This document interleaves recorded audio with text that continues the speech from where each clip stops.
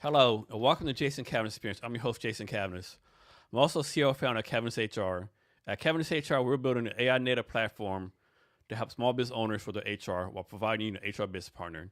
At this time, we're doing a refunder raise to help us finish the build out of the product. To find out more, reach out to go to refunder.com/CavnessHR. Our guest today is the great and incomparable Scott Strong. Scott, thanks for being here today. Hey, appreciate it, Jason. Great to be here. So I always try to start with a softball question. So first off, tell us how like either you take care of yourself, your hobbies, or what you do for fun. Man, I'd say one of the best ways to take care of yourself is to laugh a lot. I'm always having fun, whether it's on the job or whether it's at home with just hanging out with my lady. If you're having fun, you're laughing, life's going to feel pretty good. Do you have any speaking of fun and laugh? Do you have any favorite comedians or any comedians you've been to seen lately? Man, so I saw Dave Chappelle, Oh, did you? not this most recent time, Okay. but when he came for New Year's a few years Okay. back. I really enjoyed that show. He's one of my favorites. Chappelle show is great. Yeah. So he's probably my number one. I've been, venturing into some Kill Tony podcasts. Yeah. So that's fun. It's a mixed bag because they have the guys that they bring up, it's their first time performing to, seasoned comedians and everything in between. Yeah. I know when you see this time, I guess it was on TikTok. He went to some random. I guess there's a guy who's kind of famous in Seattle, and Dave Chappelle randomly showed up at their show, some like little dive bar club. Like, yeah. Yeah, that was in Nectar, which is over in Fremont. Yeah. Yeah. So I think he always does stuff like that whenever he does a concert somewhere. Yeah, I saw Devin the Dude at Nectar in Fremont. Do you ever go to any of the Tacoma comedy shows in Tacoma, like Nick's Comedy Club or Tacoma Comedy Club? I haven't been to Tacoma Comedy Club yet. I saw they did they did a Sean Kemp, Gary Payton. I think it was like a 420 kind of thing, but it looked pretty fun. I wish I could have made that one. Yeah, that's a pretty good young talent down there. But man, it has to be tough to be a comic, right? Because you gotta, like you don't get paid. You gotta do all these shows, Yeah, so I don't know. Yeah, you got to climb the ladder, right? I feel like a lot of the time you're starting with like free gigs, open mics, and you're trying to you're trying to build your value in the marketplace, and you're also having to not only brand yourself, market yourself, build your business, but you also have to spend a lot of time working on your craft because your craft is your business. Yeah. And so now you're juggling like running a business and trying to be the best at your craft. So it's not an easy thing. And for every one comic that's good, there's probably like 10,000 out there struggling. You're not making, and then maybe your style of comedy doesn't match that crowd you're at with that night. For sure, it's like for every 10,000 Comcast customers, there might be one happy one. Oh my God, yeah, yeah. So speaking of Comcast, I used to use Comcast here. Yeah. And they would go down like once a week, right? Yeah. And so I finally replaced them, and that new place finally went down like during the storm, right? Okay. So I said, man, one time down in 2 years versus Comcast once a week, right? Yeah. And with Comcast always be like right when I had a podcast, right? Like, are you fucking kidding me right now? Yeah.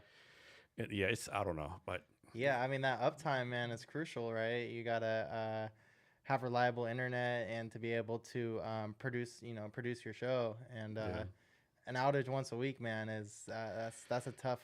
It makes you wonder, like, how did we do anything for the internet? Like, how was business successful? Like, how did we win wars and shit before the internet? Like, yeah, I remember when I worked at the Seattle Mariners, and this is like 2013, 2014. There's a water for you if you need a water. Oh, thank you. And we had to get the knuckle buster out because our internet was out, and we had somebody that wanted to take payment. Our POS system wasn't working, something of that, and so everyone's having to try to figure out how to use the knuckle buster for taking a credit card. And it was it's like all these young kids trying to figure out how to use the old school technology. Yeah. So speaking of 420, like state of Washington's been legal here since like 2015, 2014. I'll probably make that up. How do you think that's affected business here, right? Because of course you have like, I don't know, a construction company or, electrical company, like you have to do drug testing, right? But do business like yours, like do you all have to do drug testing? Is that federally mandated? How's that work? Well, being the business owner, I don't have to get a drug test, right? But we see it in many different industries, just like the workplace dynamics change, obviously like unions, right? And different unions having different, regulations and qualifications as far as drug testing.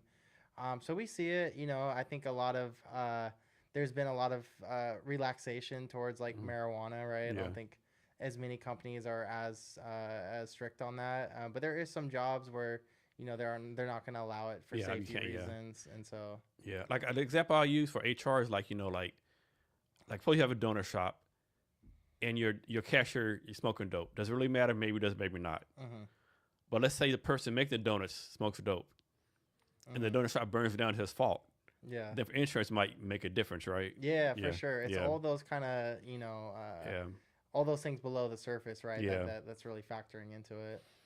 yeah. I want to see a study where it has like the state of Washington GDP increase or decrease or something since marijuana's been legal here. I want to find that out. No, Yeah, it would be really interesting to yeah, see some statistics or of like just maybe investments increase or decrease. Of course, like not the ethics more like I'm sure there's companies out there like on their ethical moral high ground, anti-drug, they will never invest in the state of Washington because of the drug stuff. But I Mhm. don't know. I just thought about that. Be Yeah, interesting to find out. yeah. I wonder where we could get like some data on that. Has And to be just somewhere, yeah. yeah, Of course, depends you get it from. You get it from the anti-drug holders, you be all fucking negative and shit.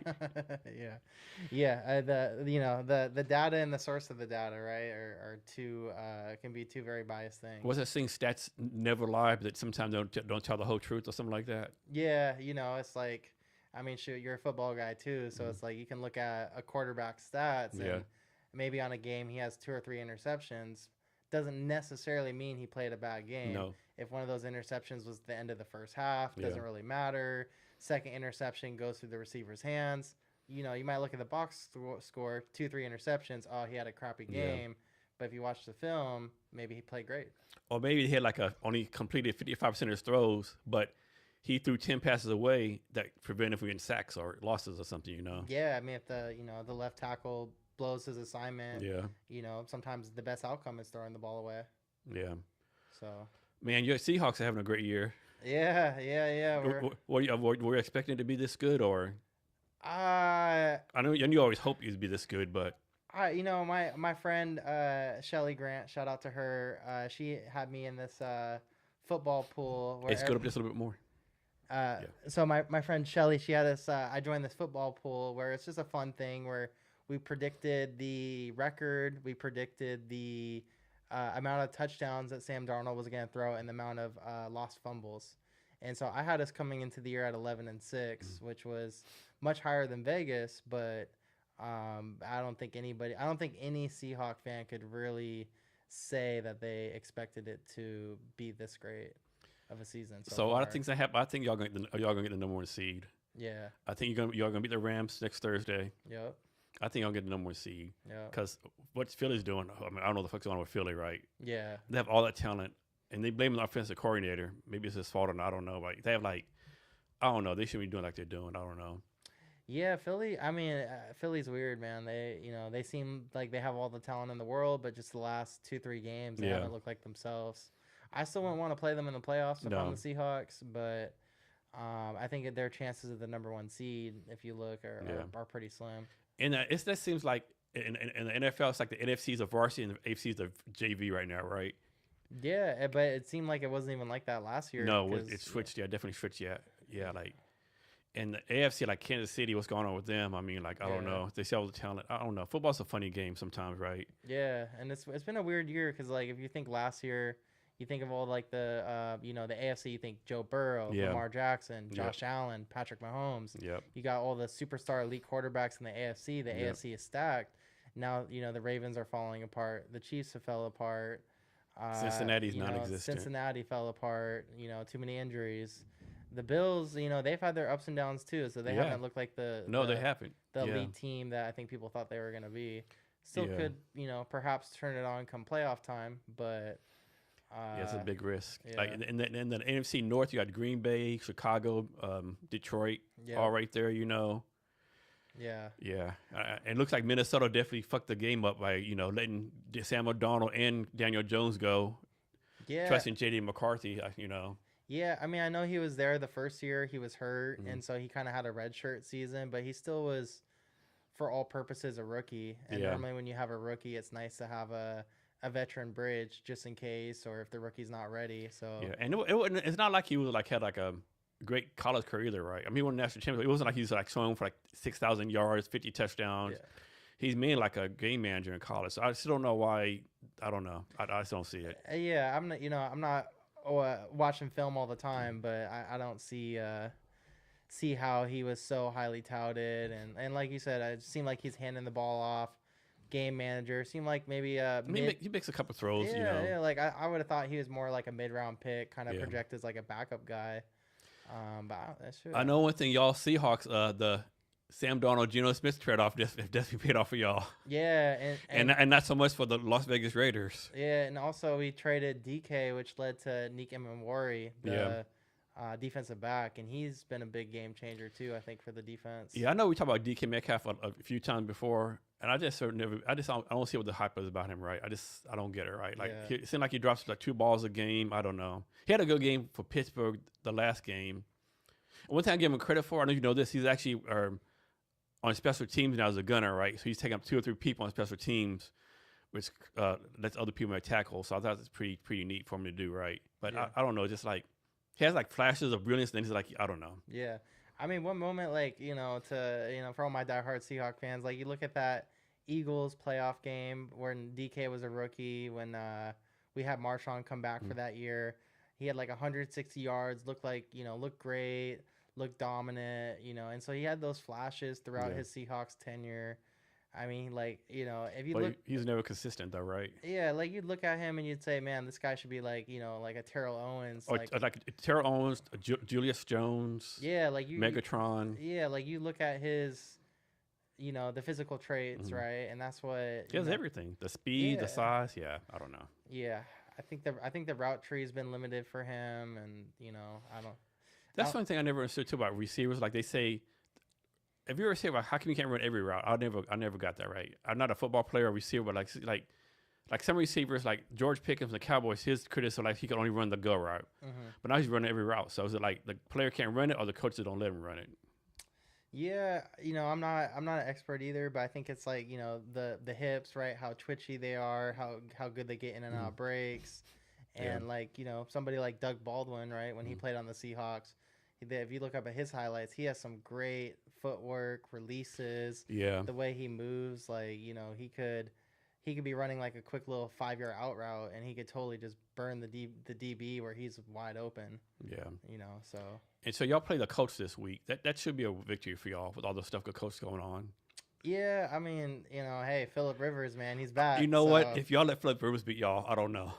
Yeah, I don't know. The Seahawks have been very good about like handling the teams they're supposed to beat. They haven't, like, in the Pete Carroll era, there would be bad teams that would come in and get up 2 touchdowns in the first half, and then we'd have to fight back.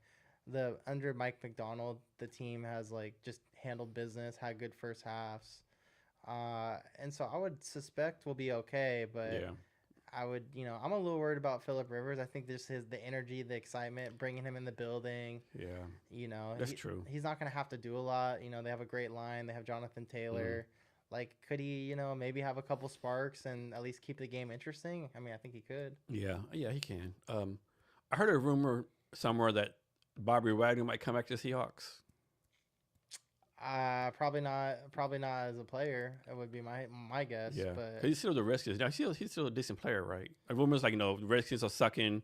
They're gonna release him so he can go to the Seahawks and play with them again or something like that. I don't think this year. No. Okay. I mean, I think Ernest Jones, the new like inside linebacker, he's been really good. Yeah. And I think with Bobby right now, the complaint is he just can't cover. Yeah, I mean he's like 97 years old, right? Yeah, so it's like he can tackle great, but if you can't cover in today's NFL, you're lost. Yeah. So this might be his last year then. Yeah, I mean he could maybe get like another 1-year deal somewhere, maybe if he really wants. Or just play like a run defense packages or something. Yeah, like early down guy or something. Yeah. What's a team in the NFC that like you don't want the Seahawks to play? Like this team could like beat y'all as far as matchups and stuff. I think the Lions are scary. I think the Lions, I think they still have a lot of firepower. Goff's been a little bit, here and there in the playoffs and in big games. But I think the Lions, like, if they can find their magic, I think they might not even get in. But if they do get in, I wouldn't want to play them. Yes, I actually did this the other day. So I took the AFC and AFC. Like in the AFC, there's like 7 playoff teams each conference. There's 9 teams in the AFC who like have winning records or better. In the NFC is 10. You know, it's like in the playoffs, like, do you want to play the Lions? Maybe not. The Cowboys, they might get hot, right? There's all these teams that could win it all, right? There's like really no dominant team. Even like AFC, Denver, and New England 11-2, but like I don't think anyone's scared of playing Denver and New England. I don't think, right? I'd be wrong, of course, you know. Yeah. Yeah, it's they both have great defenses, right? And so defenses typically, win games as they say, and defenses hold up, but they're just not proven teams. Quarterback, is young, right? So there might be question marks there, like if they're gonna perform at the highest level when the lights are bright. And so, if I'm in the AFC, I'm not worried about Denver or New England. No. I think if I was a gambling man, I'd be all in on Buffalo. Yeah. The only thing with Buffalo, I don't think they have any receivers though. But you got Josh Allen. Yeah, I mean that's true. Yeah, but still, right? Yeah.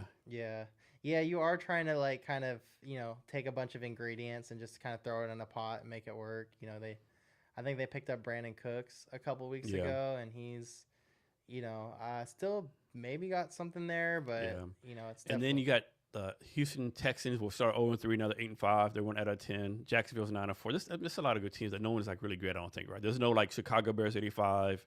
New England Patriots, back in the day, I don't know. Yeah. I think it's a good time to be a fan, though. Whatever team is, unless you're a fan of the Cleveland Browns, Arizona Cardinals, Yeah. you still got a chance. Yeah, there's probably, like, a good 14, 15 teams that are all sitting there thinking if, all these things go right, we can win the Super Bowl. And so, that makes it fun, right, when half the teams feel like they're in it, right? Yeah. When you look at, like, basketball... I hate to talk about the Thunder, but they're Who saw that coming? I didn't. I didn't either. I mean, I know they're about damn 24-1. Like, what the? Yeah, they're beating teams like 30, 40 points. I think that's kind of the beauty, and also what kind of can turn some fans off about basketball is there can be just such dominance, right? And these dynasties that pop up, where football seems like there's always really good parity, and you do get your 85 Bears type teams, but it's less frequent, right? I mean, 85 Bears, that's 40 years ago. Yeah. So we're citing 40-year-old teams, right off the bat. Yeah. Where basketball, it's like you had the Warriors, you had the Lakers, there's so many dynasties, the Spurs, right? Just even in recent memory. I think different too. I think NBA they play the same schedule all the time. They play the same number of division players. People same number of like conference, whatever. But NFL, if you're last place, you got an easier schedule versus a first place schedule. So I think that helps out too. I think like New England, they played the team they won against. They have like a record like 24-49 or something, right? So of course you do have to win though, Yeah. So the rumor has always been the last couple of years NBA is going to expand to Vegas and Seattle, but it hasn't happened yet. You think it's going to happen? I have my doubts now. I think there was a lot of good energy and momentum, and people were excited about the idea. And it seemed like the NBA was flirting with that idea a little bit. Then they came out with their board of governors meetings in July, where Adam Silver seemed to really walk back some of the expansion excitement, and more so said that they're really at the start of the process and they're not sure when they're gonna expand, or they're researching it. It came out that Knicks owner James Dolan was against expansion. I remember hearing that. Yeah. And other owners were also, listening to James essentially, or in his camp.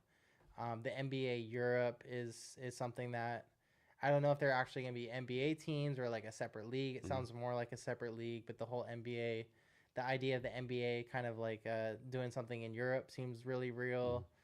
The Pelicans and the Grizzlies are both struggling franchises that in all kind of ways. Yeah, that they both, I think their leases end in like 29 or 30 in their respective stadiums. So not saying they're going to leave, but I think the NBA also wants to see what's going to happen there. The just evaluation of expansion teams too, with like the Trailblazers getting $5 billion for their team, the Celtics selling for like $8 billion. I mean, why would you want to expand now when in 5 years teams might be going for $20 billion? That's true. But my thing is like, I could be wrong. It's not like James Dolan like one of the worst NBA owners there are, right? So why would people listen to him about anything?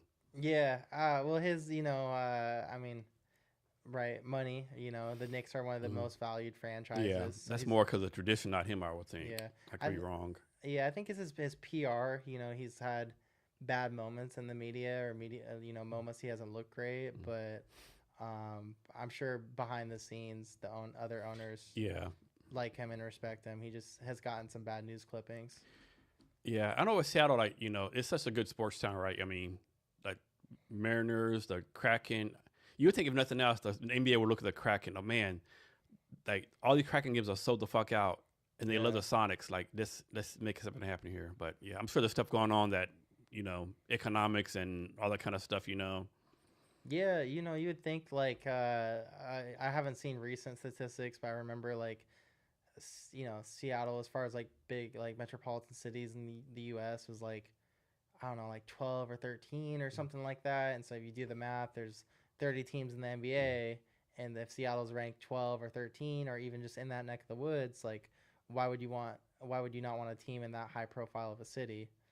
Especially with the history of the fans, the history of the team, the 79 championship, the way the team left. I mean, it seems like a slam dunk to bring a team back to Seattle, but whenever money gets involved, right, it's not that easy. Yeah, what makes it make more impressive? Like I think a lot of people think Seattle's a big city, with like tens of millions of people. It's not really that big. It's like maybe 1 million people live here, right? And so based on like percentage, it's even the fan participation is even higher. Yeah, I think it's like, are you talking Seattle or are you talking greater Seattle area, Yeah, right? I think, if you're including, your Kent and Auburn and Tacoma, Federal yeah, Way and Tacoma and Everett and East Side, if you bunch all of us together, then, then I don't know where they pulled that statistic yeah, from, but yeah. yeah. And so Seattle, they still own the SuperSonics name and all that kind of stuff, right? Yeah, for I think so. It seems for some reason there's a little bit of fogginess to Mhm. that for whatever reason. I've heard that we do, but from what I've heard, it doesn't seem like something's weird about that. I'm not 100% sure. Yeah. And so are you most like most Seattle Sonics fans? Like you hate the Thunder because they left. They used to be Sonics and they went to Oklahoma City. Oh yeah, I mean, I say my favorite team is whoever's playing the Thunder. Yeah, I remember it was funny. Like when they played the Indianapolis Pacers in the playoffs, on the championship last year, you see all these Seattle bars. Go Pacers! Yeah, Fuck the Thunder. yeah. Yeah, there is a funny meme or like a Instagram video going around where it's Adam Levine, who's a Seattle sports reporter, and he's like getting ready to do the news segment, and as like a sports news at night segment, I forget what it's called, and he's like, yeah, and the Oklahoma City Thunders won the NBA Finals. Now on to Mariners spring training, or like he gave it like the tiniest amount of like real estate in his show, and then he moved on to the next topic, and so people thought it was funny that he like basically didn't acknowledge the OKC championship, which all the Seattle fans were respect that. So if the Sonics do get a team, the game I want to go to, I'll pay a lot of money for, is Hmm. the first Oklahoma City Thunder game at the new Seahawks team, a new SuperSonics team. Yeah, for Because that sure. would be bad shit. They would have to do like all kind of security, like make sure people don't have fucking rocks or stones or Yeah, ice, Because like, yeah, no, you can't bring no bags, no nothing. yeah. I think so. I went to the Russell Wilson return game. The when he came back as a Mm, Bronco to play the yeah, Seahawks. If you remember, that was Monday Night Football yeah, Week 1. So the lights couldn't have been brighter. And I've been to many Seahawks playoff games, many games throughout the years. It's hard for me to think of a more like electric crowd. It felt like total playoff game, even more so. It was a sloppy, low scoring game. Seahawks won, but like I can imagine the energy from that OKC Sonics game when that hopefully does yeah, happen will be 10 times that. It will be crazy. yeah. So speaking of Russell Wilson, I don't know of any player who's ruined his legacy more by chasing the money than he did. Yeah, yeah. And I don't know for sure if it was just like legacy or like money or why he really wanted out of Seattle. If it was, the him not being able to cook, the whole let Russ cook Mm. thing, and he wanted to, be up there with like the Peyton Mannings and Tom Brady's, like stature wise, legacy wise, and he didn't think he could get it done in Seattle. If I had to guess, I would think it was something like that. But ever since he left Seattle, it went downhill, and it went downhill quick. And now he's maybe one of the first players that could legitimately play themselves out of the Hall of Fame. I know, right? I mean, he was like I won't say he was a lock as Hall of Famer who was here, but he was like pretty damn close, right? I mean, Yeah. like he had a good reputation, Super Bowl winner. Like he had all these great throws, great leader, and then like went to Denver and like and the rumors are like he like had his own parking spot. He was like wanted to be treated like a prima donna in the coach class, you know. I don't know, right? The high knees in the airplane, like all the little Yeah. stories that were coming out about him, like all the social media bashing, right? It just wasn't good for him. And Yeah. And what's really bad is like it's like Russell Wilson's the only player like other players don't defend him, right? Most other players like they come defend. No, Russell's not like that. He's good. Every other player like they're like okay, whatever. I remember I was watching a radio podcast with Marshawn Lynch and Richard Sherman. And someone else's podcast, and they were talking about one of them said, hey, they tried to call him one time, and and they were basically told, go through my assistant or something like that, right? Yeah. I think that was Marshawn. I remember that. I was like, what the fuck? Like this is dude you went to battle with, right? Like, are you like you would think, hey, 4 a.m, fucking call me, dude. Like, you know, like. Especially Marshawn Lynch. Come on, that's Marshawn Lynch. You better answer your phone. Yeah, of course, you know you can't really trust on the internet sometimes, but still, man, it's like other players they defend him no matter what, but him was like it could be because like they say he's a cornball. He's like too religious, too let's go team, you know. That would people the wrong way, and then like so in Denver 2 years, basically Sean Payton basically said, "Dude, you're a piece of shit. Get the fuck out of here." Yeah. It was like Sean Payton said, "Hey, we'll pay you $50 million a year for you not to be here, right?" Or something like that, right? Yeah, I don't remember the numbers, but it was high. His dead cap hit was crazy. Then he went to Pittsburgh and did whatever for a year. Yeah. And then no, he's at the Giants, and like I think it wasn't a game you wish like they didn't even like what's that term we're looking for? You don't play for the game, not no so, but like you don't play. Like when you're just like inactive. Inactive, right? yeah. Like I'm gonna bet there's no Super Bowl winning quarterback who's ever been inactive. Yeah, unless it's injury. Yeah, and honestly, Jameis Winston looked a lot better when he played for those couple games. You know what? I know Jameis Winston throws a lot of interceptions, but man, how is he not a starting quarterback for some reason from somewhere? Like that's the leadership he has, right? Yeah, like you figure like the New Orleans Saints, right? They've tried out a couple different quarterbacks this year. I'd have a hard time believing that Jameis Winston isn't better than both of those guys. Yeah, and this is the shit he says, right? Like, yeah. Yeah. I mean, he was in Cleveland last year. It was snowing, and the reporter said, "Is this your first snow game?" He said, "Yes, it is. I want to thank the good Lord for allowing me to play in the snow here in Cleveland, Ohio, in front of these great fans." Like, you just, yeah. He's a lot of fun. Yeah, and everyone says he's a great teammate, all that kind of stuff. Yeah. Yeah. I don't know. Yeah. So next, talk about your what you do with the Sonics Legend Fund. Yeah. So I volunteer. I'm part of the organization with the Sonics Legends Fund.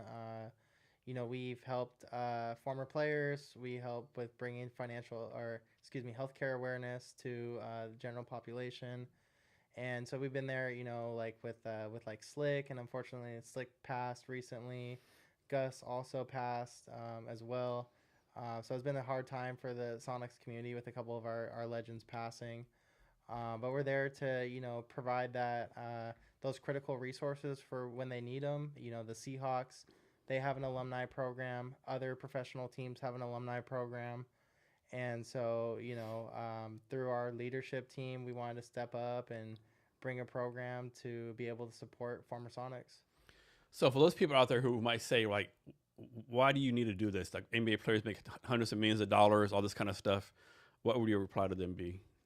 It was a lot different, you know, back before all the TV money started coming in, all the endorsements, and the guys that were playing in the 70s and 80s, and the guys that played in those times, with just the comparison of what the guys make now versus then, it's totally different, you know. And so it's not like a program that's designed to put a little extra cheese on their Whopper, so to speak. It's for, you know, critical resources and being there in the times of need. And I have to think, like, these players, like, I would think they really have to swallow the pride and ego right to come to you for help, right? Because I'm thinking, like, I'm Jason Cadmus, former NBA player. I'm like, man, do I really want to go to Sonics Legend Fund and say I need help? How does that work? Yeah, we've had a few players that have reached out to the NBA, and then they come to us anonymously, and so we're happy if there's a player that needs help, that they can stay anonymous. And so what is that y'all actually provide for them? So they have like medical bills or critical resources that they need. We can provide assistance with that kind of financial aid. And y'all do like fundraising or grants or something like that to pay for all this? Yes, we had a couple fundraising events. We had a fundraising event before a couple of the Rain City Classic games, which were the NBA preseason games Mm. that they hosted here in Seattle. They had three preseason games, 3 years in a row in Seattle, and we had fundraisers at two of Mm. those games. And then we also had an event at Moss Bay Hall in Kirkland that Mm. was open to the public. I went to that one, I think. Yeah, Yeah. and that was June of 24. Yeah. NBA Finals Game 1. We had like Jack Sigma show up, Mm. Gary Payton showed up, Fred Brown. So we had Kevin Calabro was there, which gotta love listening to a game or just even Kevin Calabro emceeing an event. I mean his voice and he's a lot better than on the mic than I am. That's for sure, man. And how long have you been involved with this? Since it started, which was in 2023. Okay, so it's pretty new then? Okay. Yeah, pretty new. Okay. Yeah. And do other teams have the same kind of thing going on, or is this the Sonics, or do you know? The Seahawks have an alumni program. Other teams, I think the San Francisco 49ers do. So I think it's kind of hit and miss. And so like different, like it's really kind of a team-based thing to my understanding, where some NFL teams may have that, some NBA teams, some MLB teams. I'm not 100% sure the total landscape. I just know that like the Seahawks had an alumni program. So Sandy Gregory, who founded the Sonics Legends Fund, she worked for the Seahawks, and then after she retired with the Seahawks, she felt it in her heart to start the Sonics Legends Fund, and I'm thankful to be a part of it. I think one thing don't people realize, regardless how much money these athletes make, they only make it for a relatively short amount of time, right? Like even if like a baseball player make millions of dollars for 20 years, right? Players play baseball from 20 to 40, you still got to live from 40 to 80, right? So if you make millions of dollars, you're like buying everyone cars, blowing money, like it goes fast, right? So yeah. Yeah, and I think sometimes that it does happen, right, where people they don't have that financial education, right? They don't budget, they're making a lot of money, maybe they overspend and it hurts them later in life. But I think there's also a lot of players that like didn't make the money that people think that they might have necessarily made, and also just life happens, shit happens, right? And so it's sometimes somebody just gets into a tough spot, and we all need help at some point. And of course, those situations where like their family members take advantage of them. Like, hey, Jason, you made this big contract. I'm your third cousin you've never seen, right? Yeah. Or and then of course there's all these scammers and stuff out there, or you're doing an investment like the Brooklyn Bridge, that kind of bullshit's out there too, like everywhere else, Yeah, I mean, a lot of things to be careful of, right? There's always kind of bad actors, every in the telecom and IT world, everybody's getting phishing emails every day, and if you click on that phishing email, you could totally have all your information stolen or other bad things. And so there's always risk in everything, right? Yeah, I mean, I get like emails all the time from like, hey, we want to invest in your company, but pay us $50,000, right? Because I can imagine if these athletes with multi-million dollars, what kind of shit they get all the time from people, right? Yeah, I mean, it seems like there's always something coming out every year of some player and some financial advisor that didn't take care of their client, and and now there's a court case, right, where the players having to go after the financial institution that was supposed to be taking care of their money. It seems like. Yeah, and it's worse when it's like the mother, father, brother, someone really close to them. Hey, my best friend's been here for 20 years. Oh shit, he fucking stole $100 million from me, right? That's like really a sad case there, I think. Yeah, man. It's sad, man. There's a lot of tough stories out there of just the people that they're supposed to be able to trust the most, right? Not having their back. Yeah. So you belong to several chambers of commerce, right? Yeah. So first, why do you belong to so many of them, and what do you get out of being a member of these chambers of commerces? I mean, I get I build relationships for the chamber because a chamber is just comprised of members and businesses. And so it's a great way for me to get out in the community, build relationships. I've had involvement with several organizations. I try to get to the Seattle Chamber. I really like getting to some of the neighborhood chamber events, like the Queen Anne Chamber was a chamber that's had a little bit of ups and downs with just COVID and things, staff changes, things like that. But yeah, the chamber is important to me. It's really important in my mindset to get boots on the ground and to actually connect with small business owners, people of the community leaders, and that's the way that you can really like gain insight to, like how if you have a product or business, how you can serve the community. So if you belong to one chamber, does it like pay for everything else, or each chamber is like a cost each time? Normally there's like just a membership cost to join a chamber, and Okay. each chamber operates a little differently.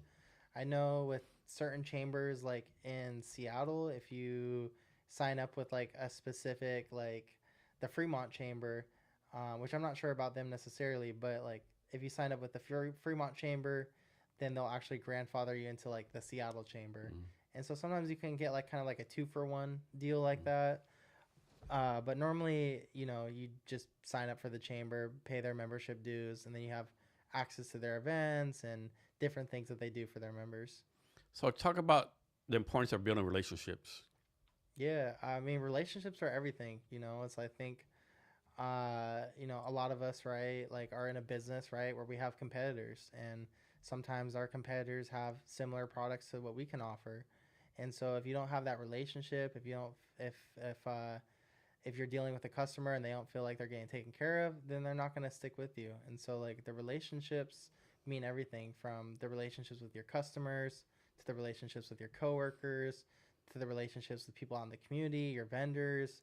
Like how you treat people will go a long way, and what happens in the dark will come to light. And so like all that stuff, whether it's the UPS guy walking into your building, or whether it's your biggest client, you should treat everybody, try to make, everybody feel great. So how do you do this? And hopefully I asked it the right way, right? Of course, you always want to give value, help people out, right? Mm-hmm. But like, how do you make sure, like, someone's not taking advantage of you? Like, suppose like you give value to some 4 or 5 time network event, and they never do anything back to you. Like, how do you make sure, like, are you just like give value no matter what? Or you're like, okay, I helped this guy like 10 times. I asked him one thing, he doesn't do shit for me. Like, how do you work that?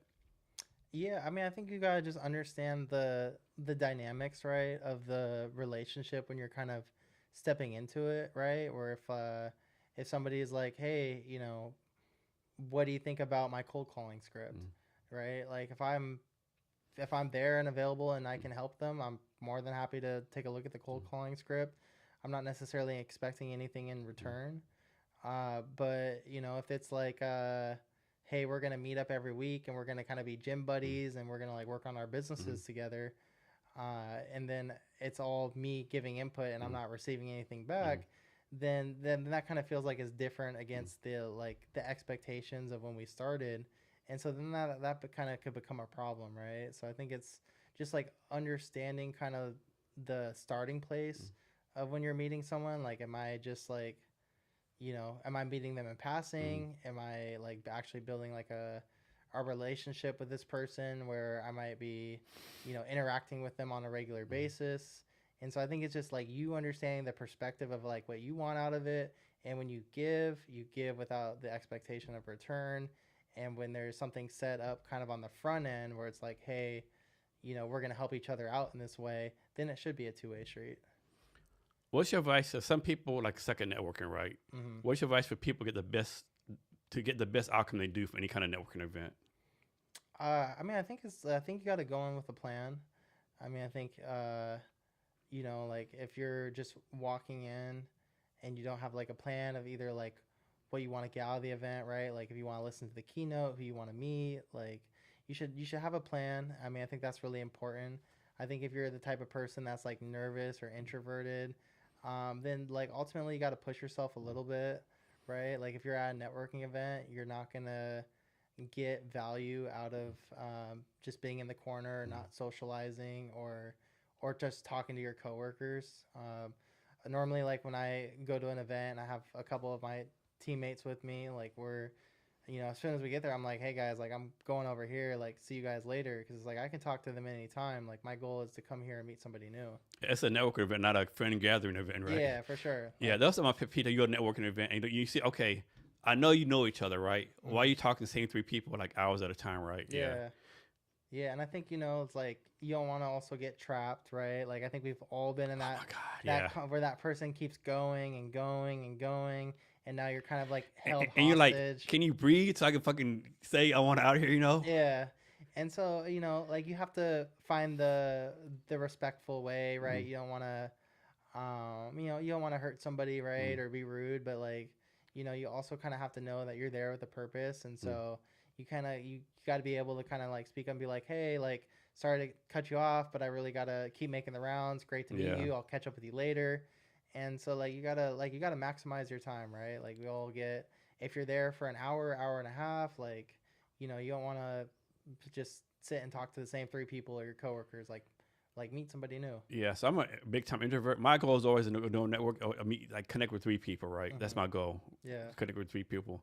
One of my pet peeves is like, suppose you're talking to three, like four people, and someone just comes up and just interrupts. Hey, I'm John Bob, blah blah. Like, Yeah. dude, like, what the fuck, man? Like, Yeah. I know your network, but goddamn, dude, we're talking. You see us talking. This, yeah, that's Yeah. one of my pet peeves. Yeah, For sure, man. It can definitely be the Wild West, right? Where you can be having this great conversation, and then somebody joins the party and they kind of throw off the cadence. yeah. And so have your business cards ready, right, and connect with them after. Do you have any like go to networking events you can tell people about? Uh, I like Master Builders Association. Mm. Our my company, we service a lot of businesses that are in the trades industry, and so Master Builders is a great way to meet those business owners and to connect with that community. They have a free networking event that they do at their headquarters every month. They provide like light refreshments. They make it a great environment. It's an event that I've really enjoyed. The Edmonds Chamber, Seattle Chamber. I'll get invited to stuff. So normally, if it's like a client or somebody I know inviting me to something, especially if I haven't got invited by them to something before, I'll really do my best to make it at least once to something. Um, but yeah, I really like Master Builders. That'd be one off the top of my head.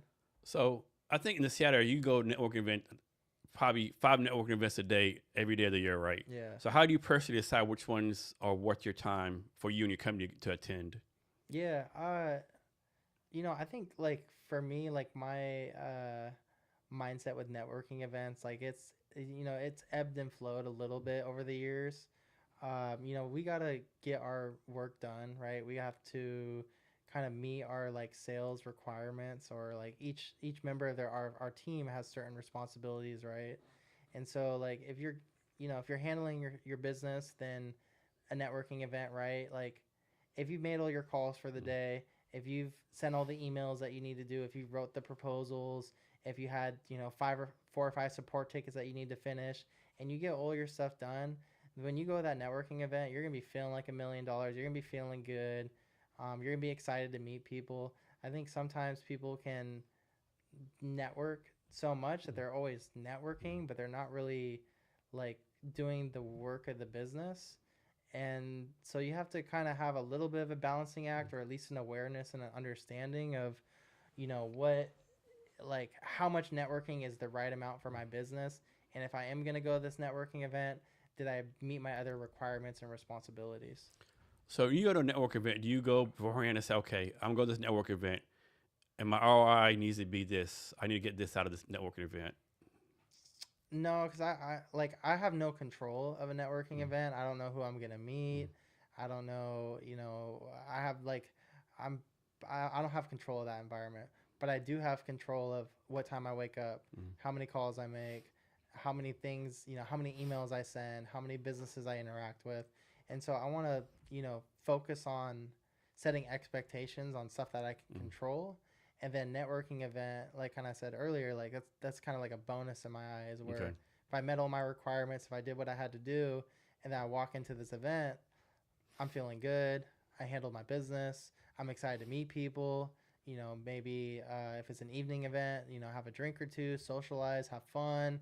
Like I think too, if you put too much rigidness in a Mm. networking event, then you can lose maybe some authenticity, like within yourself. If you're like, I have to like if you walk into a networking event thinking like I have to get a sale, Yeah, you yeah. know, You're not like getting no sales at networking you events know, unless you're very lucky or very, very, very good salesman. I think. yeah, and but I think there's gonna be like like a lot of people that you're gonna that you could have had a great connection with, but because you're in the mindset of looking at them as a sale, Yeah. now the connection isn't authentic, Mhm. and now maybe there could have been something there, and now you kind of didn't perceive it the right way, or now it didn't manifest. Yeah. So I've known you a couple of years. Each year you throw great birthday parties. Have you ever always thrown birthday parties every year, or something new, or just something that's Uh, like just said a Scott Strong thing to throw great birthday parties? I think it's become one now. Yeah. Is the answer. I've had a couple great birthday parties. People are enjoying them. It's a great way for me to bring all the people that are important in my life together. And as we get older, we get busier. We'll have careers, families, all these things going on.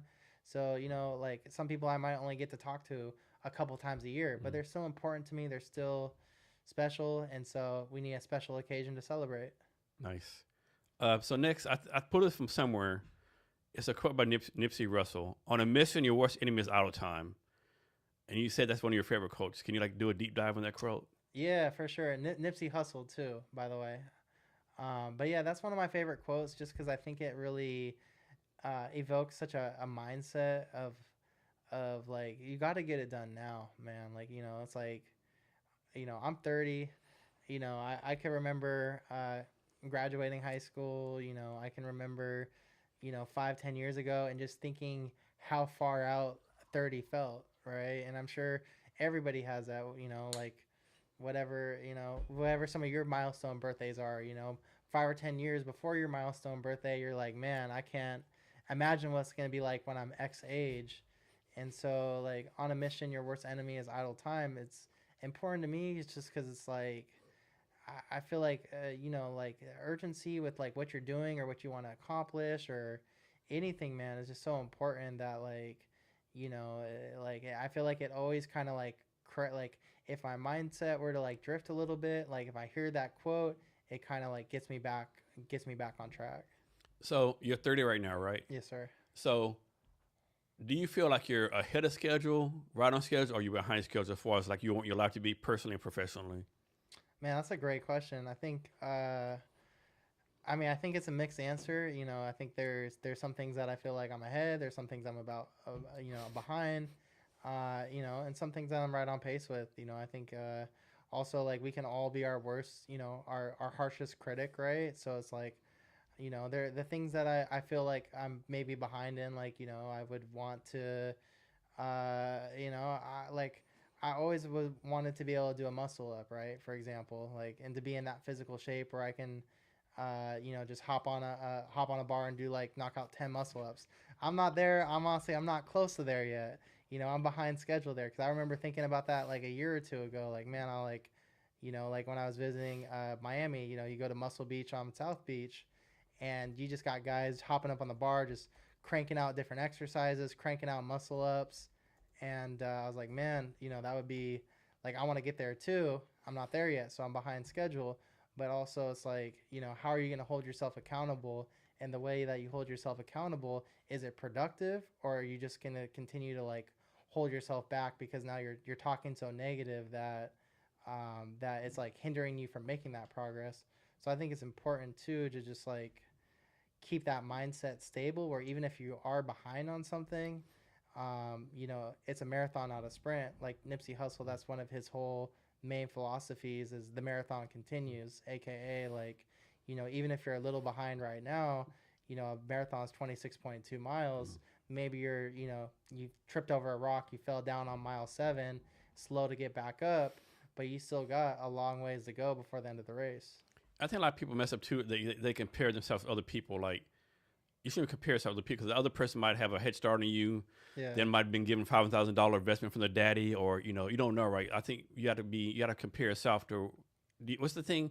Get better today than you were yesterday, or something like that. Yeah, one that I've been saying a lot. I don't know where I picked it up, but is the comparison is the thief of joy. Yeah, I like that one, man, because it's no matter how great we are, or no matter what we think, there's always going to be somebody like there's always going to feel like there's somebody that's further along, right? And so it's not going to do yourself any good to compare yourself to that person that's further along, especially if you're doing it in a way that's like hindering your abilities to succeed. Like, I can never be that, or I can never do that. You know, if you're maybe using it in the right way, like, hey, you know, this great athlete, I look up to him and I'm going to use that as inspiration to get to, you know, to this physical state, or to, you know, if I'm a young athlete, to make it professionally or overseas or whatever. You know, you can channel it the right way, but a lot of the times people are comparing themselves and using that as an excuse mechanism, right? I can't be this, I can't do this. You know, me and Joe went to high school together and he's got, you know, 2 Rolls Royces and I'm still, you know, driving a Honda. You know, my life sucks. So you know, you can't fall into that mindset. I mean, what's that thing? The person who can't walk wish he could walk. The person who can't walk wish he had a bike. Person who has a bike wish he had a car. Yeah. Person Yeah, car yeah, wish he had yeah. a Honda. Person on Honda wish he had a Yeah. on and on. You know. Yeah, for sure. I know one problem I have always like I'm really self-critical. So I really I'm trying to tell myself, okay, will you just tell yourself internally? Would you tell someone else this? And the answer is always no, right? So I kind of like relook at it, right? Yeah. I have to get better at that, yeah. But I think a lot of people have self-criticism, unfortunately. Like, a lot of people talk to themselves like in a way they would never talk to anyone else. Yeah, for sure. And it's a delicate balance, man. I think it's, you know, something that is never going to be a perfect answer, but like you have to, like, if you are critical of yourself, if you are harsh on yourself, it's okay, but you want to like try to find ways to like channel that in a productive way, and not in a way that's just going to like harm you and hold you back. Yeah. And, I do think it's a plus sometimes, like, you know, in the Army, I had the best platoon, best company, best ever, and always like, you know, best this. I was like, I had the most votes as student council president. I like always like achieve stuff, right? So I think it's good for that, but then it's always a cost sometimes, right? Sometimes I go into these dark holes, like, you know, like self-criticism, right? So it's like balance you have to have, right? yeah. I do think it can be good if you can channel it the right way, I think. Yeah, for sure. I think, you know, if you're holding yourself accountable, right? Like some people could perceive that as self-criticism. Like if you commit to yourself that like, hey, I'm going to wake up at 6 in the morning and I'm going to work out, Yeah. you know, and then you sleep in every day of that week. Yeah. I think it's okay to be a little hard on yourself, right? Like, hey, am I really committing to this? Or am I just, agree. you know, but like if you're, you know, if you're really advancing and doing good and you're comparing yourself to the guy who's, you know, bought a Powerball ticket and got 20 million, Yeah. you know, like that's not like a healthy way to help yourself improve. Or maybe like, suppose you take an SAT score. I think the max now is 2,400. And you make a 2,399, and you destroy yourself at one point. Like, okay, you maybe you know, really look at how you take care of yourself, right? Because yeah, there's I don't know if I'm gonna be able to nail it right now, but there's a story that I really liked, and it was about this guy who it's called he was gonna take the SAT test, but before that he was like, you know, smoking weed, he's doing all this bad stuff in high school, was failing, and his mom came to him and said, hey, I'll let you drop out, but the only thing you have to do first is you have to take the SAT. And he thought he was kind of like this, you know, class clown, dumb kid, whatever. Like he had all these negative thoughts about himself. And so he takes the SAT score. I think I know the story you're talking about. And then he gets the results in the mail, and he scores like a 1680. Yeah, I so know the story. So now he's juiced up. He thinks he's the man, and he ends up like becoming a successful entrepreneur. And then 10, 12, 13 years later, some, you know, far distance amount of time out, he gets a letter in the mail saying, hey, buddy, we actually sent you the wrong SAT score. Yeah. You scored like some super low amount. And it wasn't, you know, so that just kind of proved that it wasn't anything to do with him being good at the SAT or not. It just, his mindset changed. Yeah. What's that thing? Sometimes fake it till you make it or something. Yeah. I mean, I think. Or have confidence in yourself, you know? Yeah. You know, I think one that I like is if you look good, you feel good, you play good. Yeah. The Deion Sanders quote. Yeah. Is it Showtime for Deion? Prime time. Prime time. My bad. Prime time. I'm talking to a cowboy, man. I got to do better. No, you're good. Yeah. So you're actually born and raised in Seattle. Correct. Talk about some memories growing up in Seattle. I mean, I remember the trolley down by the waterfront, old spaghetti factory. It used to be down there. We used to love going to that old spaghetti factory. I remember Sunset Lanes in Ballard, the old bowling alley right over the bridge. Spent a lot of my time growing up, Northgate Mall, especially. Used to, take the metro after school to Northgate, and me and my friends, like middle school, used to run around Northgate Mall. I can remember like where store like I can remember going in the same entrance every time. The Payless shoe store used to be there. They used to have Auntie Anne's. They used to have GameStop, Just Sports, Finish Line. Like, just a lot of good memories growing up in Seattle, playing basketball at Green Lake in the summer. I mean, things have changed a lot. I mean, I still think there's bits and pieces of like what it was like growing up as a kid. Um, but yeah, those are at least a few throwback names or a few business shout outs. So here's a question for you. So I got here in this year 2009, right? First 2009. And so I got July 2009 back down to Fort Lewis. Had some relatives come visit us. We go to Pike Place Market like in August. We put in the parking lot. And my aunt says, are they selling drugs? I said, yes, they are. And they're selling drugs, right? And so the question is like, I hear all the time, back when Seattle was nice. When was Seattle like quote unquote nice? When was it like no homeless, no drug addicts, no fentanyl? Or has it always been like this here? I mean, from everything that I've heard, like the golden era of Seattle is the '90s, the grunge era, where like Seattle still felt like a town. There's all the Nirvana, all this great music, and all these great sports in Seattle. Mariners are amazing. Sonics are amazing. So the '90s is what I always hear is The golden era. The golden era. Okay. I'm a little bit too young to have experienced that. I mean, I felt Seattle was great. I mean, being a Seattle kid, the homeless has always been part of my life growing up in Seattle, right? Like It's always been there. always been there, and so I think the challenge is that they've been here for so long. And I know each one has a different story. Some mental illness, some drugs, some whatever the case may be. Some want to be like that. The thing is, like, I think you just get desensitized here, right? Because like here in Pioneer Square, I think it was you one time you told me we was like a Central Saloon one time. I said, man, this dude asks me money every day, and I think it was you said, Jason, that dude's been here for 12 years. yeah, It's like I don't know how you not be desensitized here, right? Like there's one dude here, he asked everyone for a quarter, right? First of all, what the fuck's a quarter gonna do for you, right? Like yeah, I don't know. Like I have so many stories here, right? yeah. I like whenever I visit New York, I like the entrepreneurial spirit, we'll call it, of like they'll ask me for $100. They'll be like, hey man, can you buy me 2 slices of pizza? Like I like the you gotta go for the big ask, right? Yeah. You can't don't just ask for anything, right? Ask for what you want. So one time I was in San Francisco the first time. I took a BART, and people told me, hey, some of the horse over the BART, right?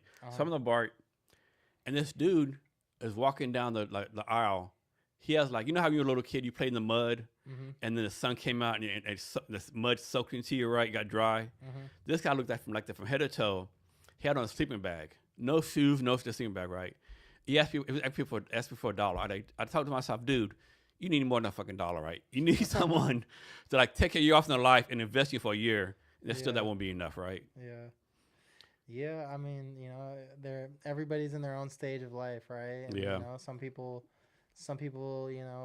want to get better. Some people don't. Some people, have really tough circumstances that make it really, really tough. Some people kind of choose the lifestyle they have to, everything in between. Yeah. I mean, you want to have empathy and stuff. I mean, obviously you want everyone to do good, but man, sometimes I don't know. Yeah. Yeah. It's hard, man. Cause like you said, we're so, it's so, we live it right every day, especially like coming here to your studio in Pioneer Square. I mean, see it.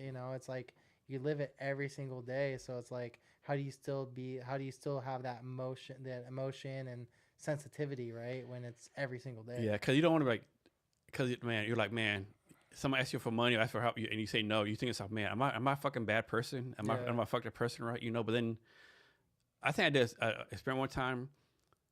If you give like $1, everyone asks you, you'd be out like $10, $15 a day times 30 days a month times, whatever, like it's not doable, Yeah. I mean, just even quick math right there, that's like $4,000, Yeah. And I think it's a story. So in the post office, he hasn't been there for a couple of months. Hopefully he's okay. There's a black dude from the post office named Eddie, right?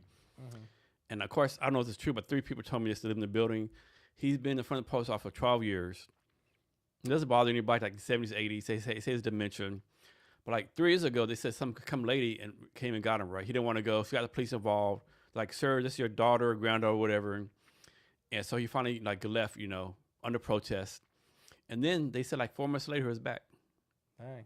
I like, man, like, and so like, I like, he asked for water, give him water, but he's like, okay, this guy, some of your family came and got you, right? Mm-hmm. And, we're going to assume it took him to a nice house, whatever, right? And you came back, right? So it's like, with that, it's like, what do you do, right? Like, do you like put them at home, force them to take care of themselves? I don't know the answer to that, right? Yeah, it's, it's tough, man. It's, there's not a good answer, right? And that's what makes it hard. We like it when there's like a concrete answer, right? Yeah. When there's not, it's tough. I mean, he's polite. He sits in front of the post office. He'll open the door for people, right? I mean, he's like, doesn't cause any problems, nice as can be. Mm-hmm. Doesn't like beg for money. Like, he asked me for water one time. I was bringing water, and I gave him a couple bottles of water. But yeah, he's like, I don't know. Like I say in the podcast, people way smarter than me or way more money than me can't figure this shit out, right? So we'll hope that I have it figured it out. Yeah. Yeah.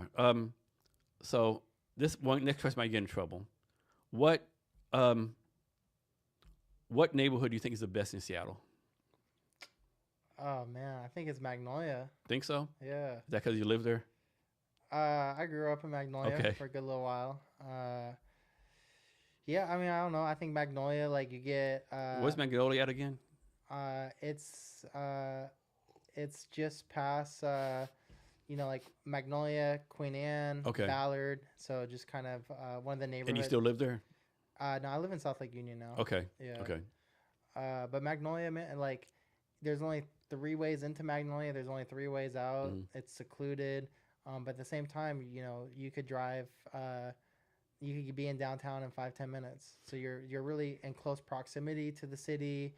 But you have a really good neighborhood feel. Mm-hmm. Great place to grow up where you could, go out, ride your bike till 8-9 o'clock at night, not worry. What kind of neighborhood is it? Like, like South Lake Union knows to be an Amazon neighborhood. Cap Hill knows to be like LGBTQ neighborhood. Pioneer Square knows like the kind of music arts neighborhood. What is Magnolia known as? Probably the family neighborhood. Okay. Yeah. Okay. A lot of older people, I would say, in Magnolia, but I think it's a really good family neighborhood. You don't really go to Magnolia unless you have a reason to go. It's not really like a destination neighborhood. Yeah, you don't hear about it a lot. Yeah. Yeah. But yes, I mean, I'm biased for sure, but it's my favorite. I think it's the best. So, one thing I think is kind of either good or bad about Seattle is like people be like, okay, I'm in Capitol Hill. Hey, come see me in Pioneer Square. Man, that's a long fucking way. I'm not going to fucking Pioneer Square. Like, it's like each neighborhood is like their own little bubble. Like, yeah. Like, even me, I stay in Pioneer Square a lot. And I'm like, man, I want to get some fish. But do I really want to walk the Pike Street Market, or do I want to do it's like we're like all these neighborhoods, like there's like these borders, right? Right. It has always been like that. It was like more neighborhood centric than other cities. Yeah, the neighborhoods are a big deal, man. Like I feel like a lot of people take a lot of like a pride in their neighborhood or where they live or where they grew up or where they, maybe where they worked. And so I feel like, yeah, like everybody's like, kind of, proud of their neighborhood and, like especially with traffic, or are you going to Uber? Are you going to walk? Like, how are you going to get there? What about parking? Like Pioneer Square parking, I'm sure you know a lot about it. Like it can be pretty hit or miss. Mm-hmm. And if it's the summer and there's a Mariner game that's about to happen, and you didn't know, and now you can't park or you're stuck in game traffic. Same thing with Queen Anne with Climate Pledge Arena. Like there could be a concert that night. There could be a game. So, sometimes you just want to just stay where you're comfortable, right? Yeah, I think what makes it even more insane is the fact that like everything's pretty walkable here, right? There's like, okay, it might take 20 minutes to walk from here to Capitol Hill, but you can still walk it, right? Not like you'd have to cross highways and stuff. I don't know. I think it's crazy. Then I guess I don't, because I do the same thing, right? Like I come to Pioneer Square, like, so have you ever been a place called Tat's Italian sandwich shop here in Pioneer Square? Yeah, I've been there. And so like that's my limit, right? Like there's like restaurants across the street. Like, man, I gotta cross the street. Yeah, I ain't doing that shit. Yeah. No, it's like there's other food places that I enjoy more, but if I'm by the office, like it's convenience too, right? Convenience will play like those freaking DoorDash fees. You know, Oh people. man, yeah. It's like I see like we're like thinking about ordering from DoorDash. Sometimes it's like 2 entrees and an appetizer, and it's like 80-90 bucks, I and I'm know. like, And then they want a tip. yeah, and then you know, and like you don't want to, no, you know, not tip the driver, right? Because Yeah. it's like, hey, I'd love to maybe take a haircut off what I'm paying DoorDash. Yeah. I don't necessarily want to like not help out the driver, right? Because Yeah. they're, you know, I can feel the impact a little bit Hmm. more there. But you know, I'm like, man, I would rather just go pick this sucker up I know, right? than fork over an extra $40 for, you know. It's, And then when did the fucking Uber get so expensive here? yeah, that's what I. It's fucking insane. Like Yeah, they want like $80 to go like half a mile or some bullshit. yeah, it's weird, man. It's yeah, I don't know if they like changed their Hey Scott, pricing. move up closer to the mic. Okay, Yeah. yeah, I don't know if they changed their pricing or what, but yeah, it definitely got. Sometimes those Uber bills are crazy. Yeah, but yeah. So you have any like a favorite restaurant you can recommend? I like Piccolino's in Ballard. That's an Italian restaurant. Good date night. But good just, you know, overall. They have like a little cafe and coffee shop. They have like a little like outdoor kind of like garden area that you can sit, and they have like nice tables. So you know, shout out to Piccolino's in Ballard. That's one of my favorites. Um, you know, 13 Coins, of course. 13 Yeah. Coins. I do miss the old location in Seattle. I would say the new location, the nostalgia isn't quite like back in the day where they had the 24/7 location that was like just off Denny. But 13 Coins is a classic. Bay Cafe in Magnolia, that's another good one. That whole Fisherman's Terminal, they have great seafood. There's a restaurant called Chinook's. Chinook's is a great restaurant. Get some of the best fish and chips in Seattle there. So those would be a few off the top of my head. So let's suppose you have a friend or family, someone comes the first time, never been to Seattle, Hmm. and they say, Scott, like show me around for a couple of days. What are you gonna show them? You know, definitely depends on the type of person, but you know, like Cary Park, right? Being like, you know, if there's a game in town, it'd be fun to take them to like a Mariners Seahawk game, something like that. I'm a sports guy, so you know, I'm gonna check the calendar, right, to see what games are happening. You know, I think taking them over to Alki and seeing the view there, seeing the beach. I think Alki is a lot of fun. Um, yeah, I mean, like, you know, I didn't do the Space Needle for a long time. I'm not like a big like touristy Mm. person. So I'd like take them around to some of the neighborhood spots, like even when I visit like other cities like New York or Miami or wherever, like I like to try to find like the neighborhood Mm. spots and then necessarily like the tourist destinations. Yeah, I mean, I would take someone like this bar hopping, right? Like Yeah. Central Saloon, like so many like cool badass bars here, right? Yeah, like I feel like I want them to experience like the culture of Yeah, Seattle, culture Seattle. like not like what is Yeah, advertised. the Space Needle is not a culture. It's like so touristy. I mean, Yeah, yeah, but I guess if you come, you got to go to it, right? You got to yeah. You got to come here. Like if you go to San Antonio, Alamos is like a tourist trap, but you have to go to Alamo and San Antonio. I'm sure you Mhm. have to go to Statue of Liberty in like New York City, right? Yeah, Something you have to do, you know, just because. But yeah, yeah, no, and yeah, same thing. yeah. Um, talk about your time with the Seattle Mariners doing sales. So Seattle Mariners, that's your first sales experience, and that's when you like, okay, like I might be good at sales. Yeah, I mean, I had, you know, an entrepreneurial mindset from a young age. Like I had a dog walking business as a kid, and was always like looking for. How old were you when you started doing the dog walking? Like, what age were you like, okay, start like selling and hustling that kind of stuff? So I started the dog walking business in third grade, and then I ran it till my freshman year of high school. And So, so quick story for you, right? So you know how like you're a little kid and you'll cut people's grasses. uh-huh. This is what I would do, right? Instead of knocking the door and say, hey, you know, ma'am, can I cut your grass? I would get my lawnmower and cut like half the grass, and then got the door. Hey, I cut half your grass. It's $20 to finish it up. Oh man, Yeah. man, you're lucky you were a kid because I'm sure a few people probably would have wanted to run you off the yard. That's a good that's a good way to trap them in your funnel though. That's for sure. Yeah. Probably about 80% said yes. Yeah. 20% said get the fuck out of here, kid. Well, I'm sure sales weren't too bad, especially with an 80% close rate. Yeah. Yeah. Yeah. So dog walking business. Yep. So I had so it was two beagles. Those were my first client was two beagles. Neighbor across the street. Was just I mean I was getting $3 a day starting out, so very humble beginnings, but was able to kind of like scale that up in the neighborhood and had not anything like absurd, but I had a few clients, and as a kid, having even 20, 40 bucks or saving up and having $100, like you feel like you're on top of the world, Mm. right? And then I still had that entrepreneurial spirit, and I was like in high school, like buying and selling stuff on Craigslist and shoes or collectibles or anything that I could find that I could, I could buy low and sell Mm. high. Like I was interested in, and so by the time I kind of like got out of school, I just kind of naturally fell like into the like I had that entrepreneur mindset, Mm. but then that really parallels with sales, and so I got started with the Seattle Mariners, and that felt like a How did you get that job? I stumbled into it.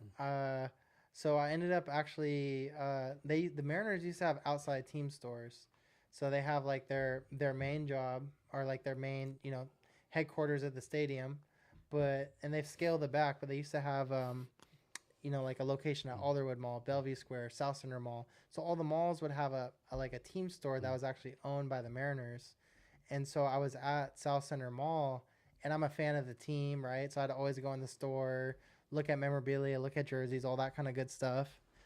And I just ended up, building a relationship with one of the guys that worked there. Found out they were looking for somebody, got a job there. Then I started working at the stadium as well. And so that's basically a relationship. Did they teach you to do sales, or you taught yourself how that work? How do you like train yourself to be a good salespeople I, person? I would say I'm more self-taught than anything. Like I, have always just consumed a lot of sales and entrepreneurial like Mm. material. Have always kind of surrounded myself with like friends that share an entrepreneurial Mm. mindset. So I had like, we've always like me and a lot of my friends growing up were always looking into just different ways that we could get better, find ways to, like make money and just different things that we could do, like even stuff like Bitcoin, right? We caught Bitcoin pretty early, and like I had a huge, like we all were. Uh, I was like I flew to Atlanta.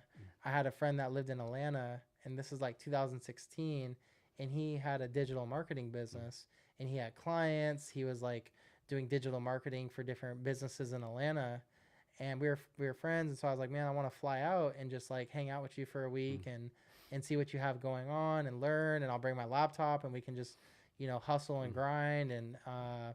And his friend happened to come into town, and his friend was like all about Bitcoin, and so I was flying with the anticipation that we were going to really focus on like digital marketing, like running Facebook ads, things like that, things at the time I was really interested in. And we spent the entire time just on this huge Bitcoin and crypto rabbit hole. And it was like right at like the first time is like 2016, early maybe 2017, where Bitcoin had this run where it went from about like 2 grand to 20 grand. And it was like, really catching national headlines, and it was big. And so we got in there, and it like every day we were seeing Bitcoin go up like from like 2000 to like 2300 to like 2600, and like each day, like then the next day is like 3100, then back down to 2800, then back up to 30, like. And so we started to see this huge growth in Bitcoin. And I'm an advocate of crypto. I don't think there's definitely pros and cons, use case, all that kind of stuff. But just seeing the momentum of that digital asset was really, um, it was cool to see, and just kind of like a chapter in like the entrepreneurial journey. So I'm thinking generalities, but why do you think there's some people like yourself, like you like hustle, do several things, focus on several things, like doing this, doing that. Other people can't handle a part-time job at McDonald's. Yeah, man, that's tough. I mean, I think some people like, I think it's, it comes down to a lot of like mindset, the environment that you're raised in. I don't think that determines everything by any means, but I think that is definitely like a starting place and a foundation. And then I think also, it's like what's your level of responsibility, right? Like a lot of people like, you know, their life changes once they have a kid, right? You hear that a lot. Like I was goofing off, kind of messing around, not taking life serious, and then oops, like I'm gonna have a kid, and then I kind of like get my shit together. And so everybody has like their own circumstances in life like that, where something like something changes in their life, something drastic happens, and then they make a change and they get serious about it, right? And so I think there's some of that, and then I just think sometimes, it's kind of the law of averages, and just some people like, some people feel like with life, like if they love going home and playing the guitar, and that's like what's most important to them. That's more important than their job, how much money they make, where they live. Like if they have that guitar in their hands, they're happy, right? For with me, like I've always had a lot of career and ambitions towards like accomplishing things in my life, and so that's what kind of like wires my gears. So, can you define success for yourself? Accomplishment. What kind of accomplishment? Like personal, professional, revenue, like what? I mean, there's accomplishment in each area. Like I think like like having a family is an accomplishment. I think like being able to do 10 muscle ups is an accomplishment. I think if you do $1 million in revenue in your business, that's an accomplishment. And so I think like there's different ways you can measure like different aspects of your life. But I feel like whenever you feel like you're accomplishing something, you feel really good, right? And so I like that feeling of like, hey, I set out to, like, I like to focus on trying to accomplish stuff. So in your mind, what separates like a good salesperson from a great salesperson? I mean, I think not to generalize it too much, but like consistency.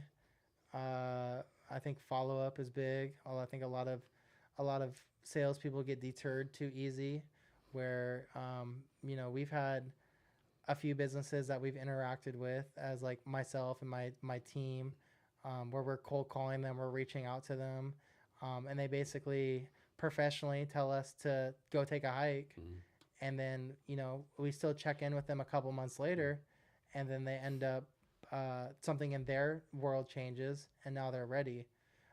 So I think so I think all those kind of ingredients, right? Like consistency, following up. I think being resourceful is another big one. I think people like you got to have a little creativity to your sales, right? Like I think some people are like they're too rigid in their process, where they don't give themselves that freedom to like actually connect with somebody, actually like find out what's important to them in order to close a deal. What's your take on having a script or not having a script when doing cold calling? I think you should have a script. Yeah, I don't think you necessarily have to follow it once you get to a certain level, but I think you should still have a script. I think that should be like the base of your foundation, and it's not that you're saying it word for word each time, but I think like if you don't have a script, it's like it's like if you're plugging in an address in the GPS, right? If you don't have your starting place, then how are you gonna map it? How are you gonna get there? That's right? good. That's a good analogy. Can you share like any like favorite go to sales tools that y'all use? Yeah. I mean, you got to have a CRM. We use a tool called Halo PSA in our business. We have a support ticket system.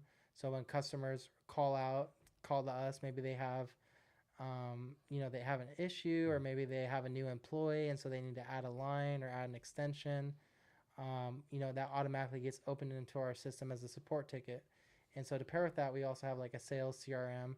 And so that allows us to track follow-ups. That allows us to track the last touch point, whether it's a call, email, LinkedIn message, whatever the case may be. So talk about this, right? It's like, I mean, personally, I get like, I'm exaggerating. So I get like 20,000 emails from people. Try this marketing thing, try this sales thing, try this. Like, how did you like determine what to use? Obviously, you don't have the bandwidth to like try every little thing. Like, how did you figure out? Okay, I want to use this. Right. I mean, you gotta like. I mean, I think you have to know what you need, right? and like you have to know like what is your must have versus what is your nice to have, right? And it depends on where you're starting at too. So it's like for us, like, we need to be able to track leads. We're calling and talking to hundreds of businesses a day. So we need to be able we need to have a way to be able to define that data, track it, automate follow-up processes. And so we need something that has that capacity. There's things that I wish that our CRM could do. Like I wish, like as a sales agent, I could click a button and I could pull up all the deals I sold, the revenue, and all the deals in my pipeline and the projected revenue. Like I wish at a click of a button, I would have all that data as a salesperson to see all the money that I've brought in and to see all the potential money on the table. And so that would be like a nice to have, right? But the core features, like you have to define what you need. So that way, like when you're evaluating these different softwares or different tools, like does this actually meet what I need? And then, does it have these other nice to have kind of features? That's great, but it's got to at least serve my purpose. Yeah, you bring a point like so all these tools, like this tool does this, but not that. Like it's not like you have to buy 20 tools to combine it together to do the thing you want to do. Yeah, which is frustrating, right? Because you don't want to like, if you have 20 different logins and you're tracking your email, you're tracking your LinkedIn, you're tracking your Slack, your Teams, then it's like you have too much going on, right? And then you're gonna like end up spending all your day like checking chats, checking emails, and so the whole day you're like checking all these different platforms instead of being productive. Yeah. So here's one for you. So you and people do a lot of cold calling. Mm-hmm. What can someone do when they cold call you to impress you to make you okay? Let me take this call. Either take this call, let me listen to them. Like maybe like deep dive, do a deeper dive in this call. I would say have personality, be real, don't sugarcoat me. Those are immediate things that come to mind. I had somebody cold call me in the car last night, and honestly, I'm probably a little bit of a sucker. I love taking cold calls. Like I'll entertain it way longer than I should. I'll chat with them. Is that because you've been empathetic to them because you know how tough cold calling is? Yeah, but sometimes I'm also I can be kind of a jerk too. Like I'm not like not in a bad way, but like I'll kind of I'll play tough a little bit just because like I'm also just kind of curious to see how they'll respond, and so like I had this guy cold calling me on the way home last night. He like triple dialed me, which was aggressive, right? I'm like, oh man, we got a triple dialer. I don't see too many of those out in the wild anymore. And he's like saying he's just in Seattle for the week, and they're doing that's old. Isn't that old one though? Yeah. They're just in town for the week. They're doing complimentary roof inspections. And then he's like, can we set you up for an appointment for today or tomorrow? Yeah. So he's already like trying to box me in onto the schedule. That is one thing I hate though. He's trying to create urgency that they're only in town for the week. And so he's hitting a lot of like really great things. I think he's obviously he's coming on very, very strong, which most people my thing would be like, you doing roof replacements in Seattle only here for the weekend? Like, so you want all your fucking roofing shit from like out of town, know? Yeah. I mean, good timing, right? With all the flooding going on, right? Yeah, that's true. Yeah. Anybody who's having issues with their roof right now is probably feeling it. Yeah. They better have their jacket on. So how do you deal with like a lot of people, including myself, if I get a call, I don't know this fucking number, I ignore, right? How do you deal with that? Is this a part of the game now? People ignore the numbers, are unrecognized and keep on dialing? Yeah, I mean, like in our system, we can change our caller ID. And so, we can switch between like different phone numbers. Yeah. So I'm not like always calling from the same phone number. Okay. So I don't want somebody to judge me off my phone number right before they had a chance to have a conversation with me. And so, they might get a call from one of my numbers one day and a different number from another day. Yeah. So I mean, that's like a tactic that we'll use to just get more of a response rate on the phone.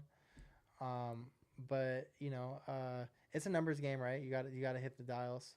So, I mean, I know you don't know this off the top of your head, but like this estimate, for every 100 numbers y'all call, how many people do you think actually answer?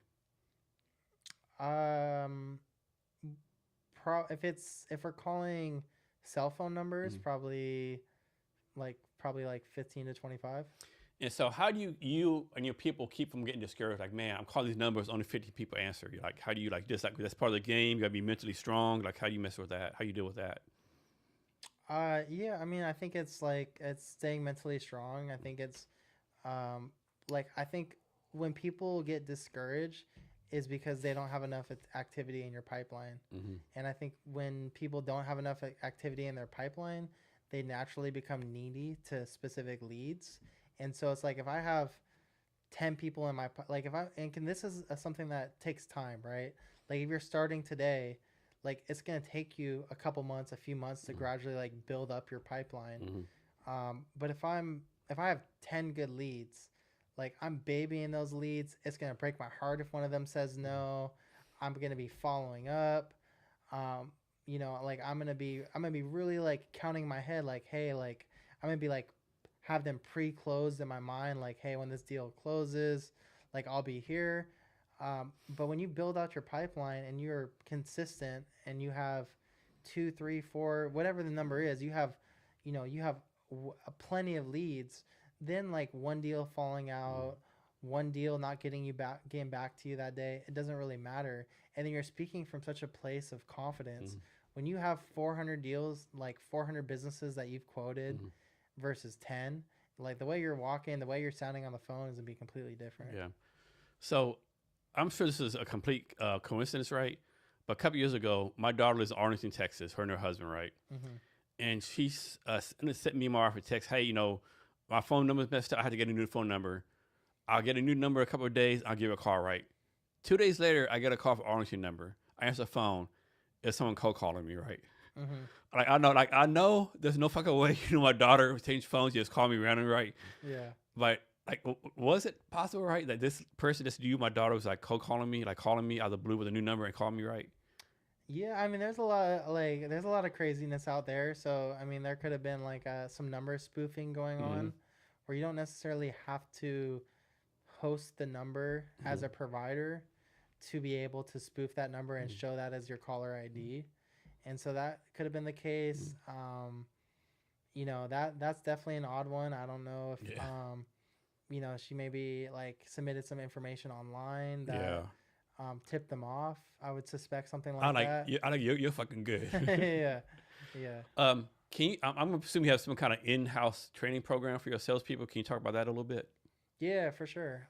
So like we as Strong Fiber Systems, like when we train employees, I really like almost like take like a basketball mindset. Mm-hmm. I grew up playing sports, so a lot of my philosophies are going to be kind of based around like sports and sports analogies. And so every day starting out, we time block out time to play the game, Mm-hmm. which is making calls, right? We take time to practice, which is role playing, and then we take time to watch the film, aka listen to the calls. I think one of the biggest things that I see with salespeople is they don't listen to their calls, and they think they sound good on the phone. And when they listen to their calls, it's so real. It changes them, and then it makes them realize that like if you don't listen to your calls, you're gonna think you sound good. Mm-hmm. And not to say that you don't, but if you listen to your calls, you're gonna hear every little thing, the way you could have said it better, the way you could Yeah. have phrased something.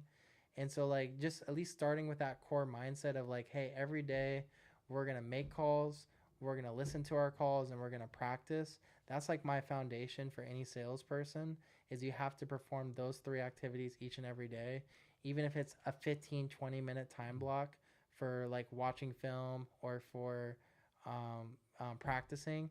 Like you have to hit each one of those boxes every day.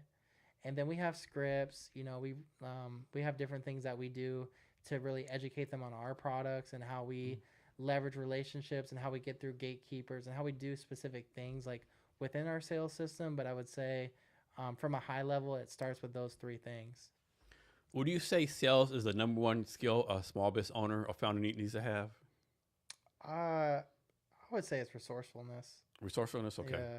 And what I mean by that is like a small business owner, you're going to be wearing so many different hats that you have to find ways to be resourceful because you're not going to be able to do everything. You're not going to have the time.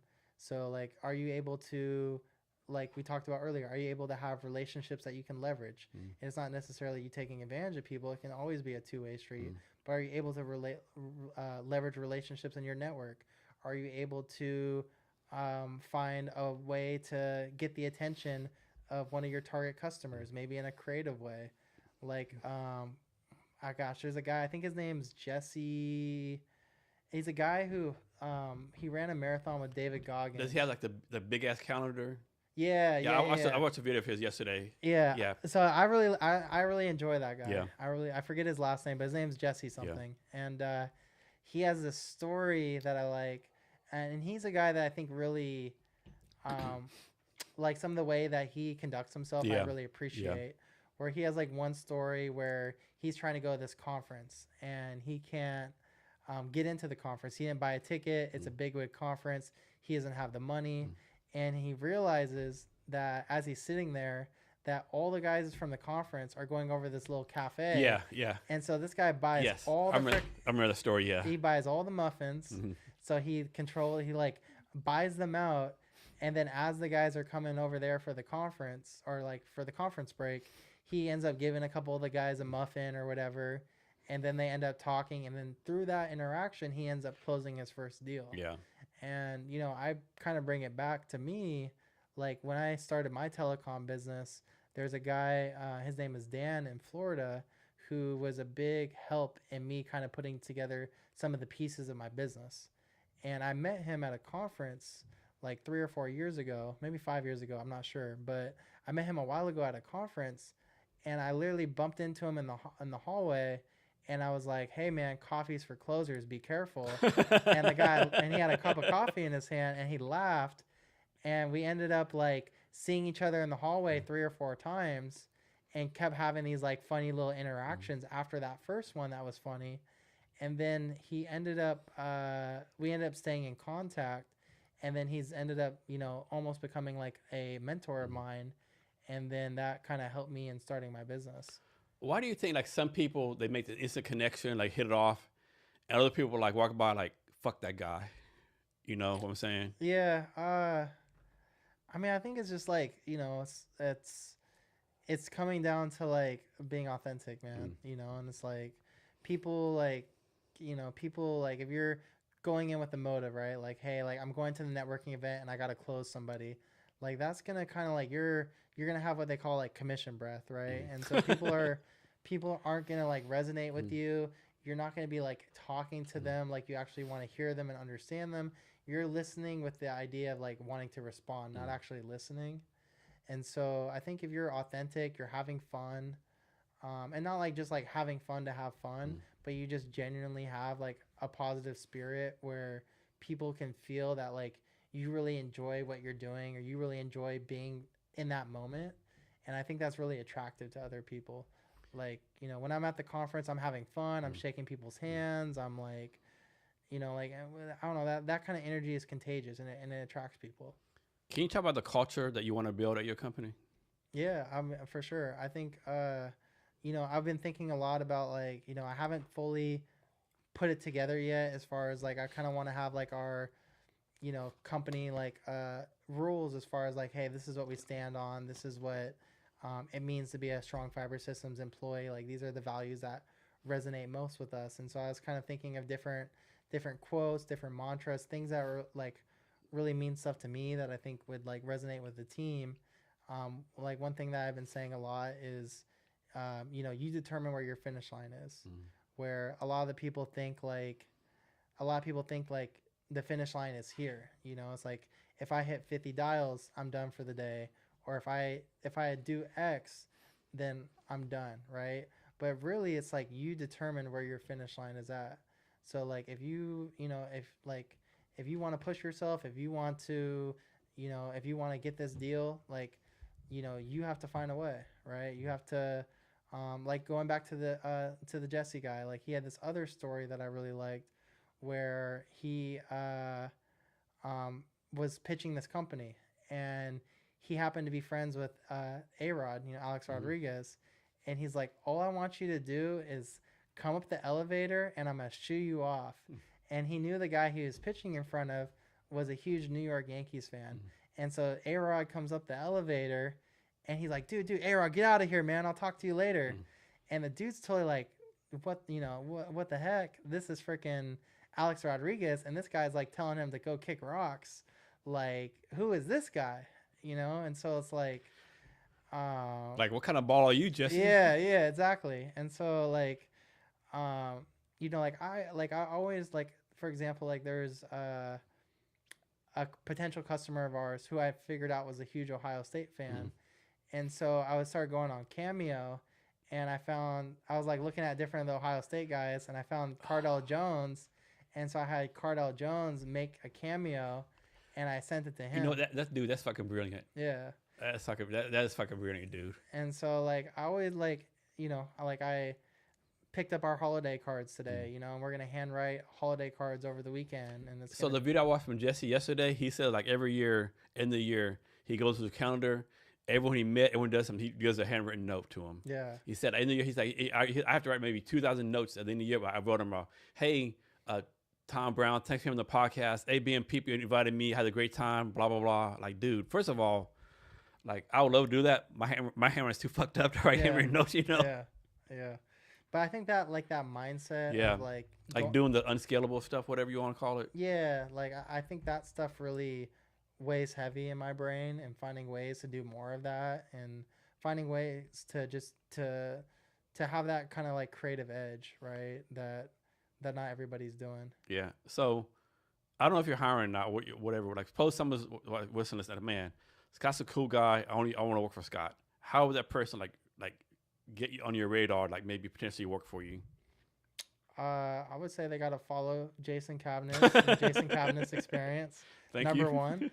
But I would say like I'm someone that's open. I'm pretty much always happy to take a phone call or a meeting. Like my cell phone's on my LinkedIn. And so I'm more than, happy to take a phone call.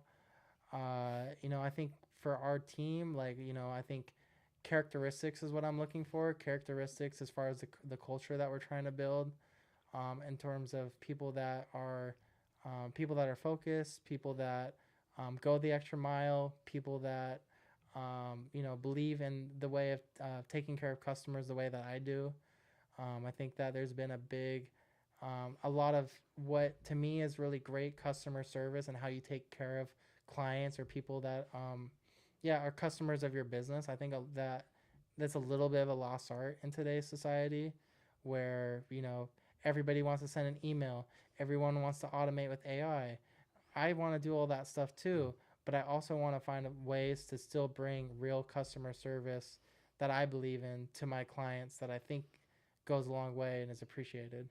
So why telecom? Do you have a degree in telecom? Like, why telecom? So I stumbled into telecom. It wasn't something I didn't, I wasn't 12 years old on the pitcher mound thinking about my telecom career after I hang up the cleats. And so I was at a merchant service credit card processing company selling little Verifone terminals, B2B. So I was doing inside sales, outside sales, account management, was running the cancellation department. So small mom and pop business here in Seattle, pretty much throughout my 3 years there. That's where I really busted a lot of my sales chops. I was kind of, at the Mariners, wasn't as formal of sales training, so like through my experience with the credit card processing company, like I said, I wore kind of every hat. Through that, I met my former business partner, and then we started a previous company together, and that's kind of how I stumbled into telecom. And so I kind of proved the concept in my brain of like, hey, I can go into a business, I can bring value, I can bring real customer service, I can solve their needs through this credit card machine. Why can I not do that through telecom? So what's the skill you don't have that you want to learn? I think I want to just keep increasing my skill set with AI. I feel like I'm just at the tip of the iceberg.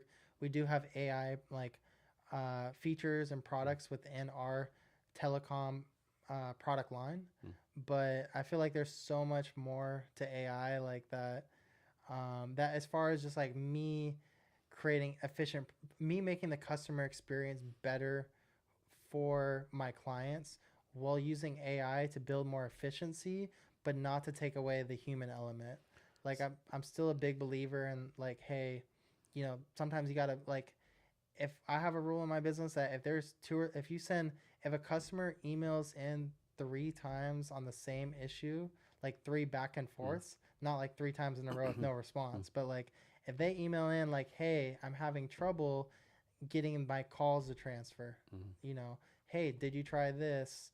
Um, okay, no, I'm still having trouble. Hey, did you try this? No, I'm still having trouble. If they email the third time in and they're still having trouble, you better pick up that damn phone and call them and say, hey, I'm Scott with Strong Fiber. I just figured it'd be easier if I give you a Mm-hmm. call. I No, can, no one does that no more. yeah, like don't just sit and hide behind your email. How do you deal with like quote unquote needy customers? Hopefully give them the tools to provide a good experience for them. If they're a customer that is, you know, abusing Mm-hmm. your business, I mean, especially as a small business Mm-hmm. owner, you might have to draw the line in the sand somewhere. I think if you're direct and upfront with customers, like especially like the more that you set expectations on the front end, Mm-hmm. then it's easier to hold accountability. Where if you're like, hey, you know, Mr. Customer, we're happy to get you onboarded.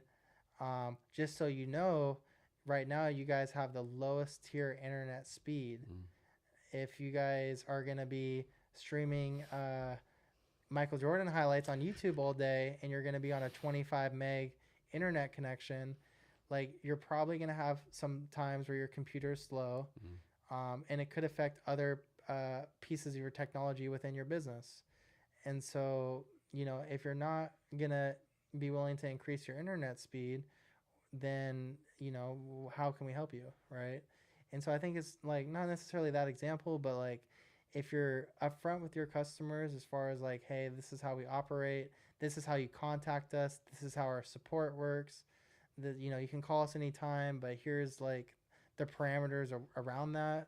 I think that goes a long way. So how do you deal with like, let's say, talking like stereotypical, like the 82-year-old person who has no tech experience? Like, how do you like deal with them? You know, Yeah, I mean, I think I know, I know that's a bad example, but yeah, no, it's, we have we have clients in their 80s right now that we help, and I think you know it comes down to like building tools to help them, right? And so it's like each customer that we have, each experience that we have, like we don't want to just go through the motions. Like we want to learn from that. We want to be observant. We want to see, hey, like what caused this situation, good or bad. Like we want to be really observant and learn like throughout each customer, each interaction. And so like you know we have like leave behind tools where we have these like really simple guides of like this little thing that looks like a microphone is your mute button, and here's a big arrow pointing towards it that says mute. 90+% of people, 99% of people will probably be like, oh my gosh, that's so obvious.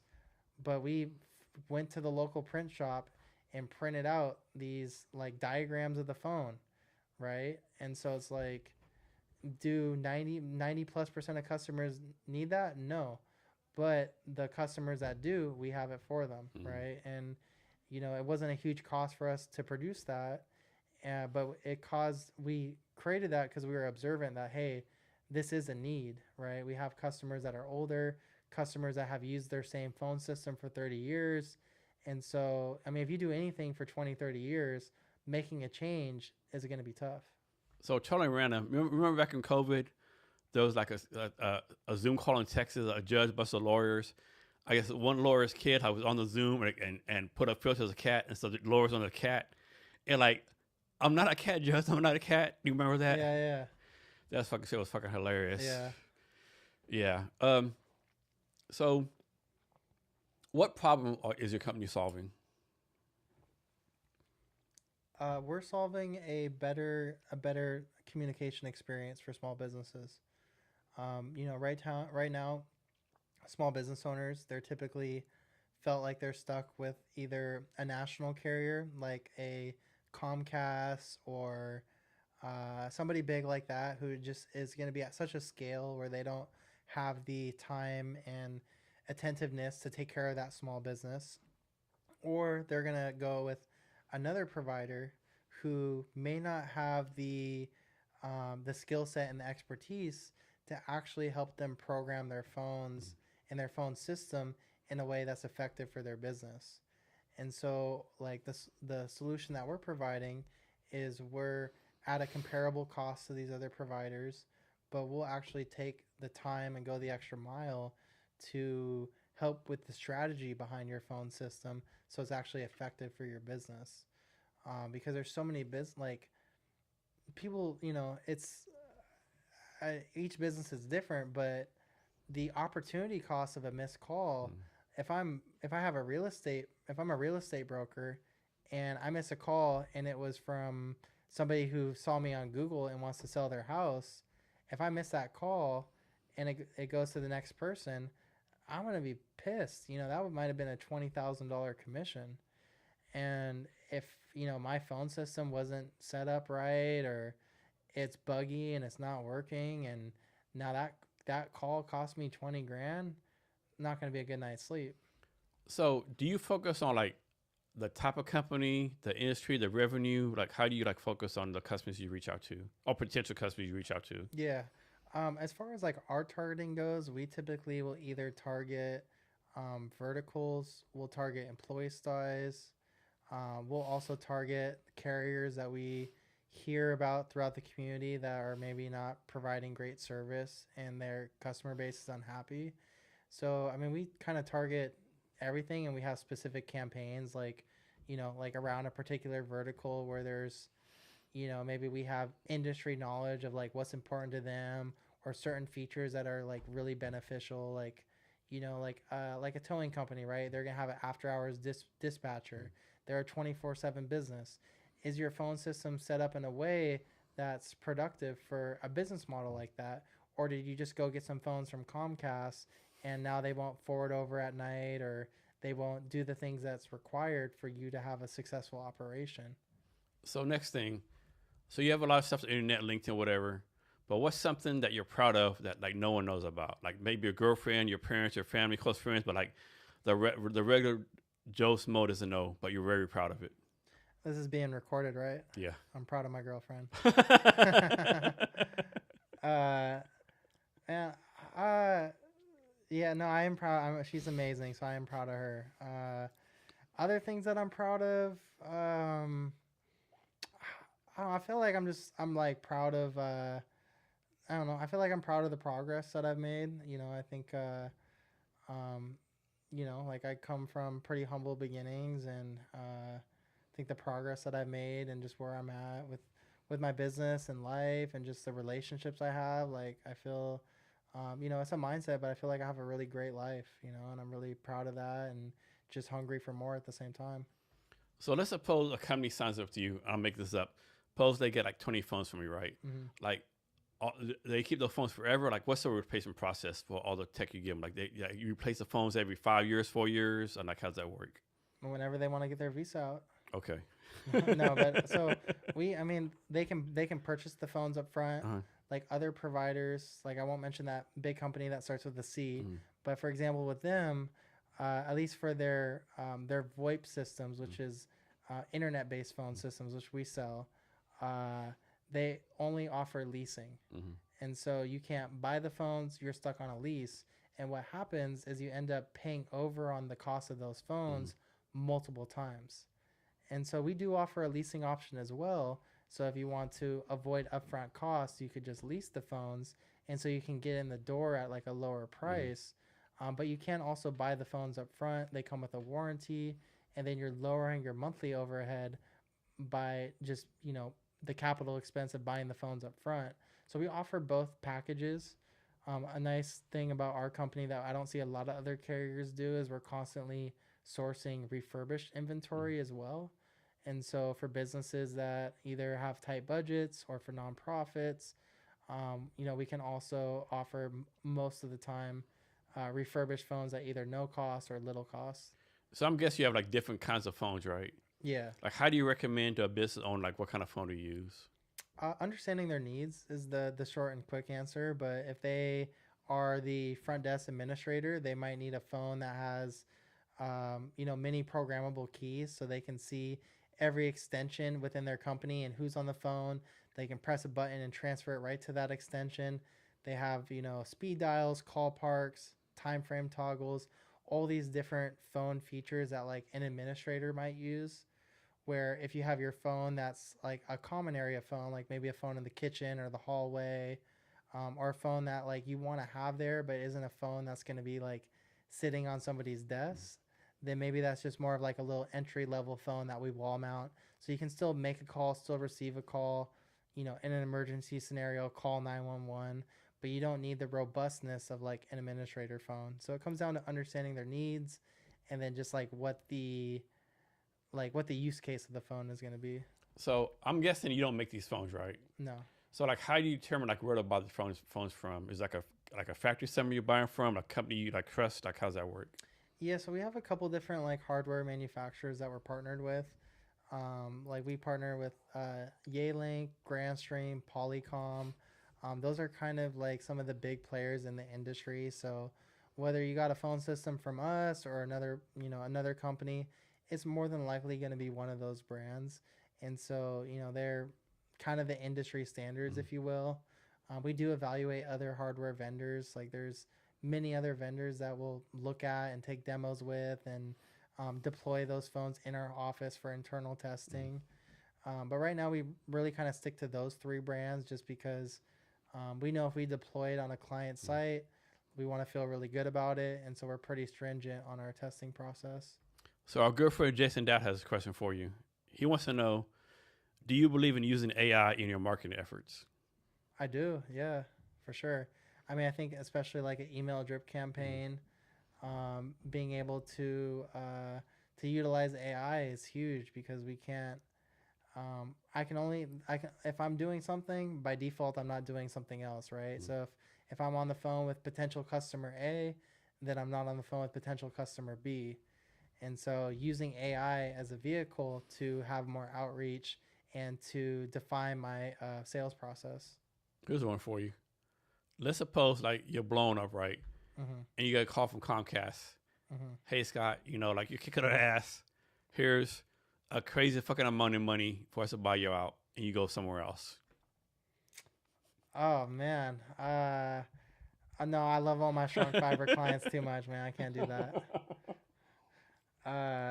Great answer. Yeah, no, I can't do that. I couldn't sell to them. I don't even think I could sleep at night. I could, yeah.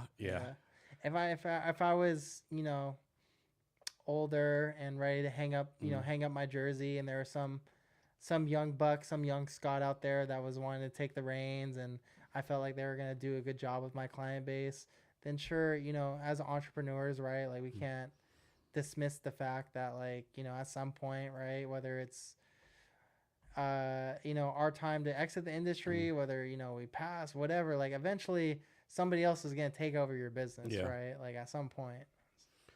So, what year did you start your company? 2024. Okay, 24. Yeah. Okay.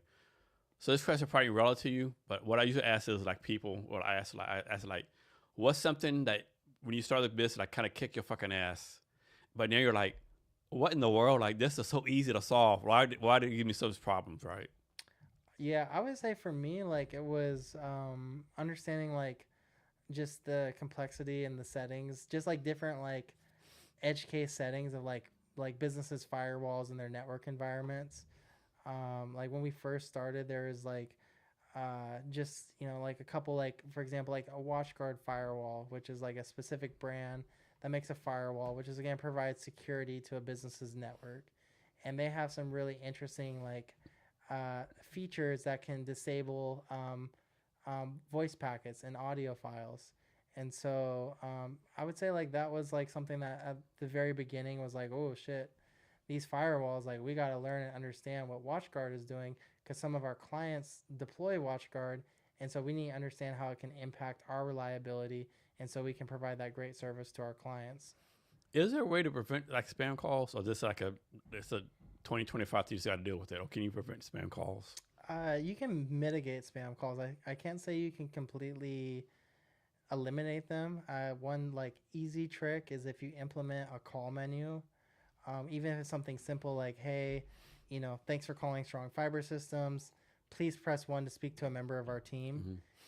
Just even that, like that block of them having to press 1 to get through. Most of the spam calling, like robocalling systems, don't have the capability to select that option one. And so you'll mitigate a lot of spam calls by just even having a simple call menu up. Okay. There's some businesses that just don't believe in the idea of having a call menu. It's like, hey, if our phones ring, we answer. That's it. No crap, no BS. Like our company, for example, we're partnered with Nomo Robo, which is the kind of like leading software for spam filtration in our industry. And so we can enable Nomo Robo in that spam filtration system, which is really something more that's handled on the back end, which will also help reduce spam calls. But again, there's not like a perfect answer where you're going to just get zero. What is the definition of spam? What is spam? I would say spam is either like an automated or overseas or like advertising call that has like zero relevance.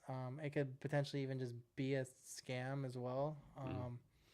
Yeah, I think a lot of people have a wrong definition of spam. Like, for example, one time, I know I do a lot of events, and so I sent someone a message on LinkedIn, hey, I'm doing an event, blah, blah, blah.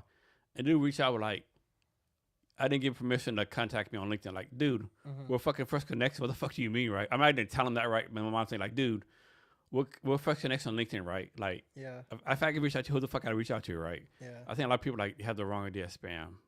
Yeah. I mean, if it's a real person, like a salesperson reaching out or somebody on LinkedIn, like you said, like that's not spam. Maybe it's unwarranted. Maybe it's not appreciated. Yeah. I wouldn't really qualify that as spam. I think spam in my brain is more like like a robo call, a call where they're trying to raise money for some foundation that you've never heard of that's fake, or like we hear a lot of like the police foundation spam calls and things like that, or it's just like attempts to try to get people to provide their information. So talk about the Rotary clubs you belong to. Yeah, so I mean, I've been involved in part of the Ballard Rotary since 2019.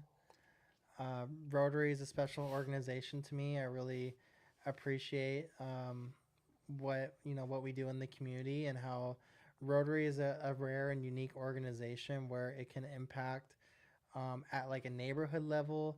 It can impact at like a city, state, country level, but it then also can impact at in an international level. So like as a Rotarian, you can focus on just doing things in your neighborhood and making your neighborhood, a better and more vibrant place. Or if you're somebody that wants to make changes in the world, you can join Rotary and you can end up doing overseas trips to all different parts of the world and all different, missions like building houses or, fighting different things, so many different things with Rotary that like Rotary is a great community. It's a great vehicle for people that want to give back at no matter what scale. So maybe you're different, but most small business owners found like they get punched in the mouth every day. They get slammed. They get told no all the time. Like they're like get crushed. How do you like stay like keep your confidence and like stay mentally strong? You drink lots of coffee. I mean, I think it comes down to like what you consume, right? And I think it comes back to like I might get the quote wrong, but it's like you revert back to kind of your habits. Like it's not gosh man, it's a good one too, but basically the meaning of the quote that I'm trying to get to is like you revert back to your habits, right? And so like if you're somebody that constantly surrounds themselves with positive energy, if you're somebody that constantly like goes to the gym and works out and has that like that great feeling after they work out, if you're somebody that that does certain things in their life that creates confidence within themselves, then that kind of like naturally rolls over to their job, their career, their business. And then it makes it easier to not get so caught up in the, like, I had a good day, I had a bad day. Like for our business, like we had an opportunity that would have been our biggest client to date. We were going up against another competitor. We lost the proposal. It was not great because I don't like losing. I don't like losing the biggest opportunity that we had. But it wasn't really a loss because it was also a lesson. And it's something that we can get better from. We can strive to do more, and you know, you got to have that mindset. Like you got to, you got to stay positive through your wins and your losses. So, what's your advice to someone who wants to start a business? Um, Depends on what they're trying to do, but if you're trying to start a business, you know, I would get around other business owners. I think that's the easiest, like, you know, that's the easiest way to learn some of the habits of business owners, like in terms of like, you know, just like there's so many different, like, you know, when you talk about business owner, you gotta start thinking about, you know, sales, marketing, you know, accounting, right? Like, have you ever used QuickBooks before? Like spreadsheets, how you're gonna scale? Like, there's so many different buckets like within your business, and so to start to learn and understand how you can um, be effective in those buckets and how you can kind of like create your strategy, you should get around other business owners, and then you know, like then you should, I mean, obviously you should have a lot of belief in your idea or your product or what you're going to do. I think that comes first. Once you establish like what you want to do or what you're going to, how you're going to serve, you know, your client base, then getting around other business owners to kind of help cultivate your strategy. When should someone not be a business owner? If they want to be able to clock out and then that be it. Like if you're somebody that wants to like, hey, I want to start work at 8 a.m. and then at 4 p.m. I'm off work and I don't have to think about work. I don't have to, you know, I can completely check out. Then I think for most businesses, it's going to be hard to have that mindset and be successful. I think when you have a business, it's kind of like, you know, having a kid or getting married, or it's like a life event, right? Where if you're going to start a business, you're going to be thinking about that business 24/7. You're going to be on the hook 24/7. And there's pros and cons, right? There's responsibility and freedom within that. What's the thing? I'm gonna start a business. I don't work 9 to 5. No, but we're gonna work from 5 a.m. to 9 p.m. Yeah, for sure. And so that's how it is for a lot of days, especially, you know, if you're bootstrapping, if you're starting out, you know, your first couple of years, like you should expect some late nights and some early mornings. So totally random, right? I didn't realize this maybe a couple months ago. Like when I think of the Sonics, I always think of like Gary Payton. Of course, I knew Gary Payton, like he left with like LA and like the Miami Heat, right? But I always thought Sean Kemp was like a lifelong Sonics player. I didn't realize he left the Sonics with different places, right? Oh, he got traded. So he got traded? So let's put some respect on my boy Sean's name. He got traded? Okay, I didn't know that. Traded, yeah. Okay. It's because, and I should know, but there's a center in the 90s we gave a huge contract to right before Sean was about to get paid. Yeah. And it was a total disrespectful move to Sean because it was like, Sean played great in the finals. Sean has his legacy in Seattle. It's like a no-name center. Like it's like we pay this out-of-towner this big contract. He kind of doesn't live up to the contract. And then, you know, now the money's kind of getting hairy, right? Because you got Gary, you got this guy that you just paid. And so, like, you know, the Sonics, I think, you should have taken care of their own, paid Sean. Yeah. They didn't. They paid this other guy trying to get the center. And then that caused friction that ultimately led to him getting traded. Oh, man, those Peyton Kemp teams back in the day, man, them motherfuckers like shit. Yeah. Yeah, Peyton Kemp, like, it's amazing how often you still see their highlights, you know, and it's... I know. You ever see the interview, of course, like this and it's like timing, right? The Sonics 96 had like, what, only 63 games. The Bulls like 72. They played in the finals. And you see an interview where like they're talking like Sean Kemp. I think it was like interview. You know the podcast with Matt Barnes and Steven Jackson. Mm-hmm. He was on there, and he was talking about like, you know, you played this like Bulls and the best team ever supposedly.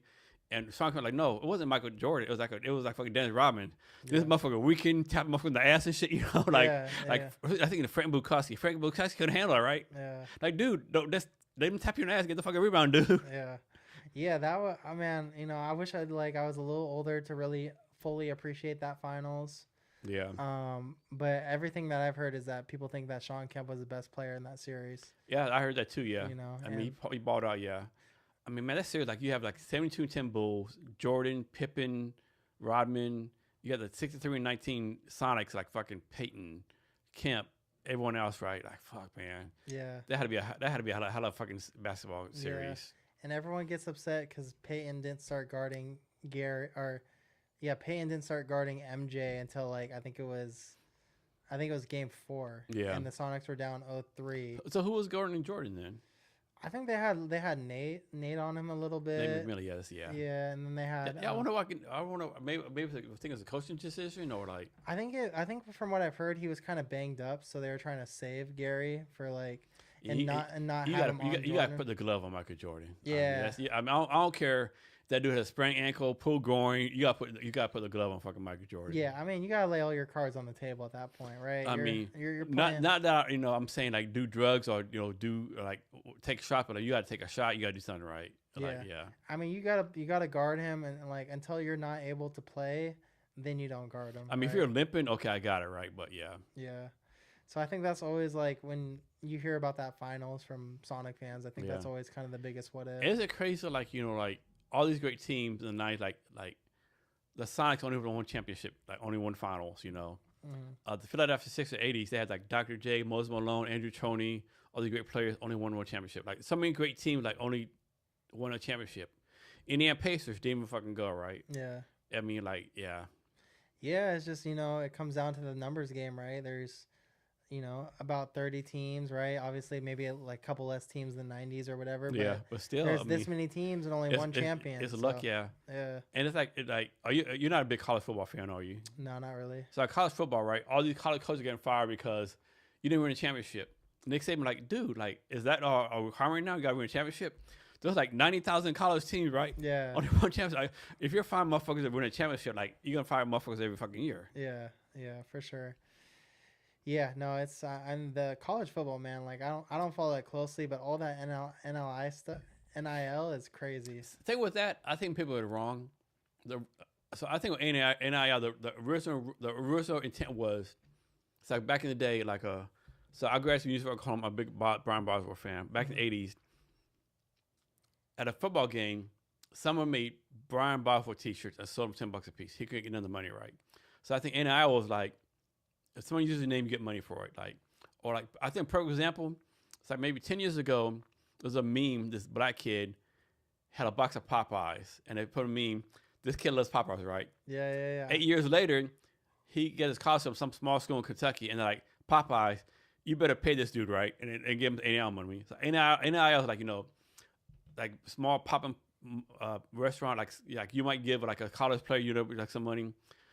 I don't think it was like Texas Tech, 10 billionaires donate $1 million a piece and pay players, right? I don't think that's the intent, right? I think intent is like, you're popular, and then you like, hey, Tom Brown, I play quarterback for University of North Dakota, go to, this random restaurant, right? Mm-hmm. So I just think they fucked it up, right? Yeah. I mean, that's my opinion, right? And then the bad thing is like, Troy Aikman did a post and basically said like, fuck NAL. So basically said like, he donated like a lot of money to sign a player. The player left in a year and then like thank him, right? Like this, I'm not saying that, but this dude know I paid his fucking salary. I know, and he didn't be a fucking thing. He left. Like, yeah. So Troy Aikman like, no, I'm not saying. In between, like he said, I'm not saying fuck this guy, but fuck that guy, right? Yeah, I think it's like they're trying like. It's better than it was before because the players. Oh yeah, way better. The players deserve to get paid. Oh, way better. Yeah, way better. But I think they're still trying to like, and it's probably never going to be a perfect system. But they're trying to find the best. They're still working it through, right? And it was a big change because I mean, how many years was it before like guys weren't getting paid? They got fucked over so many times. Yeah. And now they and are. And they would say you get tuition, yeah, but no room or board, no nothing else. What I thought really fucked up was like I actually did a paper on this in college, right? So let's suppose you're a football player. You can't even have a part-time job, but if you're like a fucking on scholarship, like playing the fucking flute, you get a part-time job, right? Mm-hmm. I don't know. It's like too far this way, and it's like too far this way, Yeah. And then you hear like you remember recently Penn State couldn't hire a coach, and they were trying to hire the guy from BYU. And like all these rich people, like the crumble cookie guy, all the Mormon church, like, yeah, no, motherfucker, like whatever you offer, we're gonna double it, right? Yeah, man, isn't it crazy? Like how a business like Crumble Cookie, that's like that is insane. Like how I like, and I have never looked up like how much they're worth or whatever, but like Obviously they're worth tons and tons of Yeah. money, and just like so simple, like how many different like how they can just bring something back like a cookie, right, and completely like just friggin' dominate this market, this age old market, right? Like my son, his wife, and his kid live with us, right? They bring this big box of pink crumple cookie like every other day, right? Uh huh. Easily, right? Yeah. Yeah, but money in football is funny, right? They make billions of dollars, right? I don't know, right? And then like my thing is too like that the players shouldn't leave, but well the coaches leave, right? I don't know. Yeah. It's they'll figure out sooner or later, hopefully, right? Yeah, I hope so, man. Like I hope the players get what they deserve, and Mm-hmm. they can like keep the product good on the field. Yeah. And I think like the Lane Kiffin thing, right, where him leaving the team like right before they're about to go, That like system's so fucked up. that just I don't think anybody feels like that's right. No. It's like it's the NFL, right? Like he should finish his playoff run, Yeah. and then he should take jobs. But then he's missing recruiting and transfer portals and all that kind of stuff. So it's like, they got to fix it somehow. Yeah, like you're Lane Kiffin, like they say, he's fucked up, but then again, like they just fired all these coaches mid-season, right? Yeah. I mean, Lane Kiffin got fired from USC on the fucking airplane tarmac after a game, right? Yeah. And like I don't know, me personally, I hope he would have stayed because like is LSU? I mean, they're like blue blood, but like, you built all this stuff in Mississippi, right? Yeah. It's I don't know, right? It's like there's no easy answer, I don't think. Yeah. I mean, it's hard because, it's like people will, be harsh on like someone like Lane Kiffin, but And of course, then he has this fucking history, right? yeah, and he's not a choir boy by any means, but if you put yourself like in like kind of like the normal job, I mean, like you kind of like thought of it in like more the normal job market, where it's like if you're working at Google, and Amazon says, hey, we're gonna give you, we're gonna give you 4 times more salary. It's gonna be hard not to, you might love Google, but if Amazon's gonna pay you 4 times more, Yeah. you're probably gonna want to jump ship. I'm sure you built relationship with people there, players and stuff. Yeah.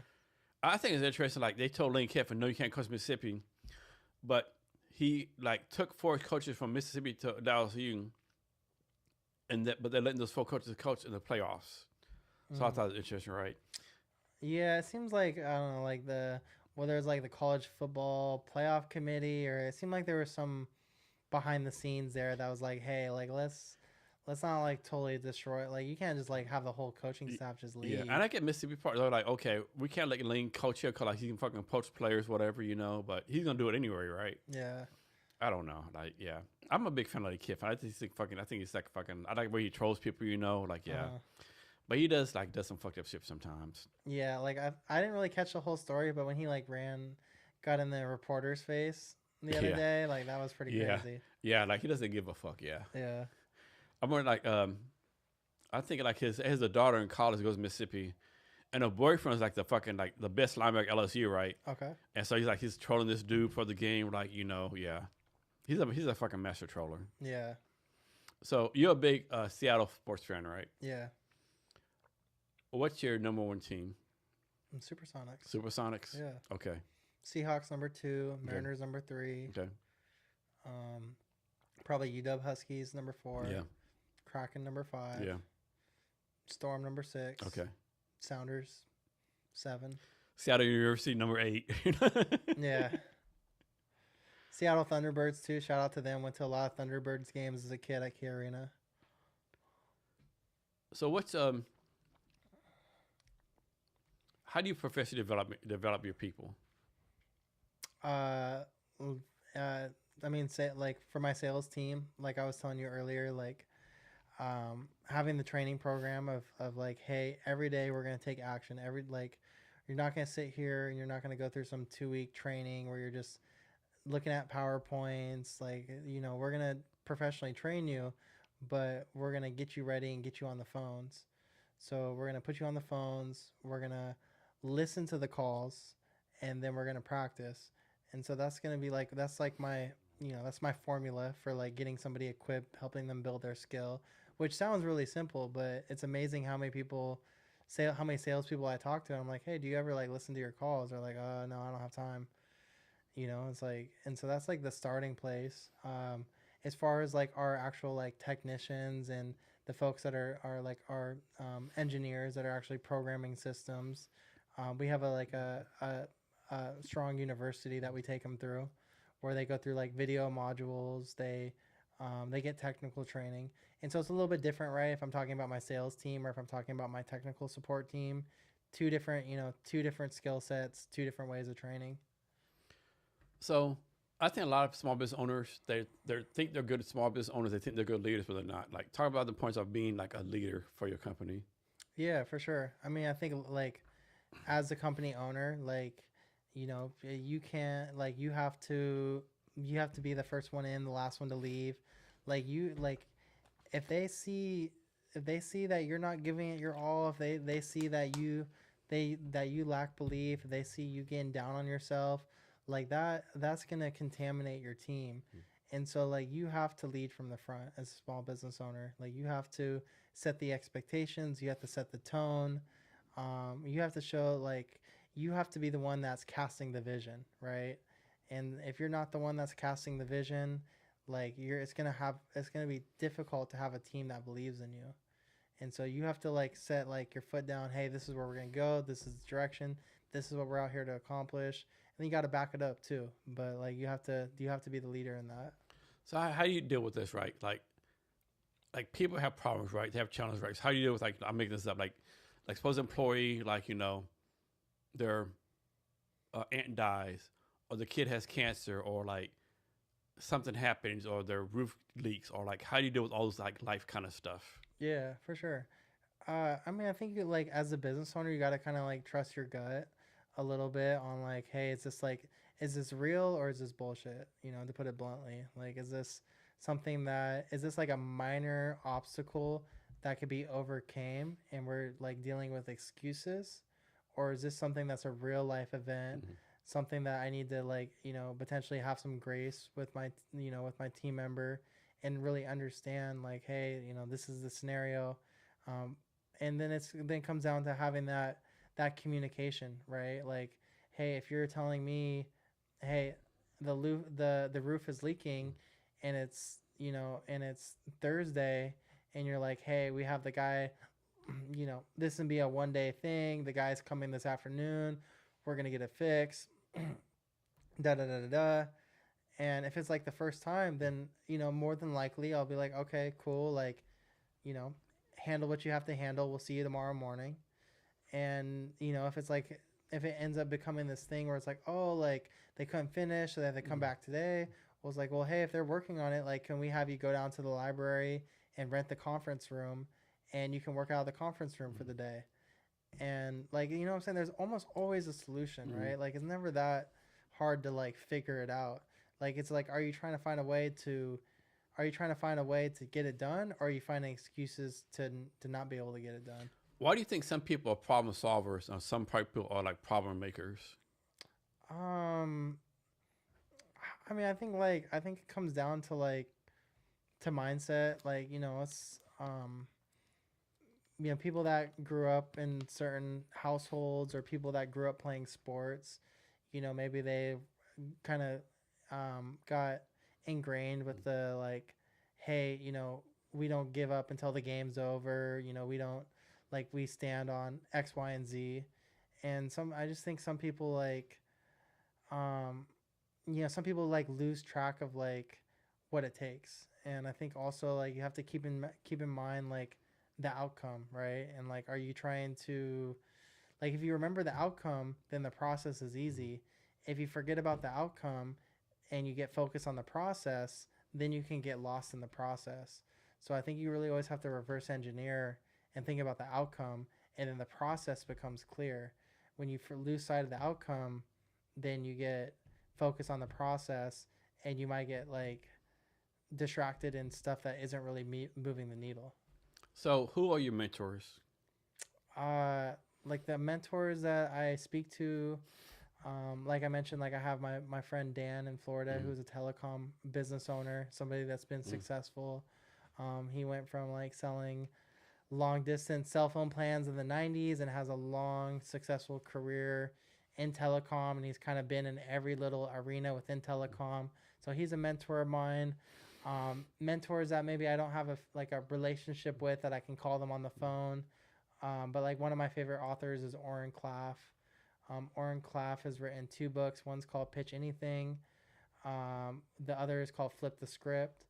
And he talks about just certain um, mindsets and philosophies with how he pitches deals, how he negotiates, and just even generally how he carries himself that really resonate with me. And so definitely shout out to Oren Klaff. I would check him out. So second part of the question, who are you mentoring?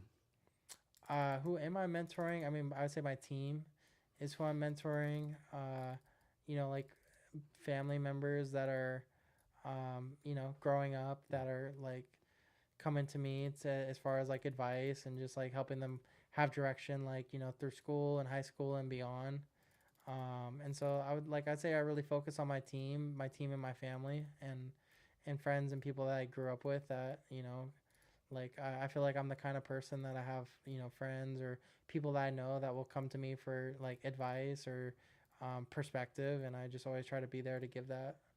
So how do you do your skills? Like some people, like suppose Elon Musk works like 10,000 hours a week. Some people say only work 9 to 5. Some people take weekends. Like how do you do your schedule? I would say, I mean, as far as the business goes, like being really productive 9 to 5 and being available during those business hours, because that's when I know I can reach other people, right? Other people that are working. I still work a lot outside of 9 to 5, but as far like I'm going to prioritize my 9 to 5 schedules each day for like critical tasks, like maybe outreaching to certain businesses, outreaching to vendors, whatever the case may be. But a typical day for me is like I'm getting up at 6, 7 a.m. I'm going till probably 9 or 10 at night most days. So back to cold calling. Is there a best time to cold call? Like, should someone only cold call 9 to 5? Say cold call like at nighttime, weekends? Is there like a standard for that, or just depends on the business? Short answer is it depends on the business. Like if you're somebody selling B2C, so you're trying to like the guy who called me the other day, he's trying to sell like a roof repair.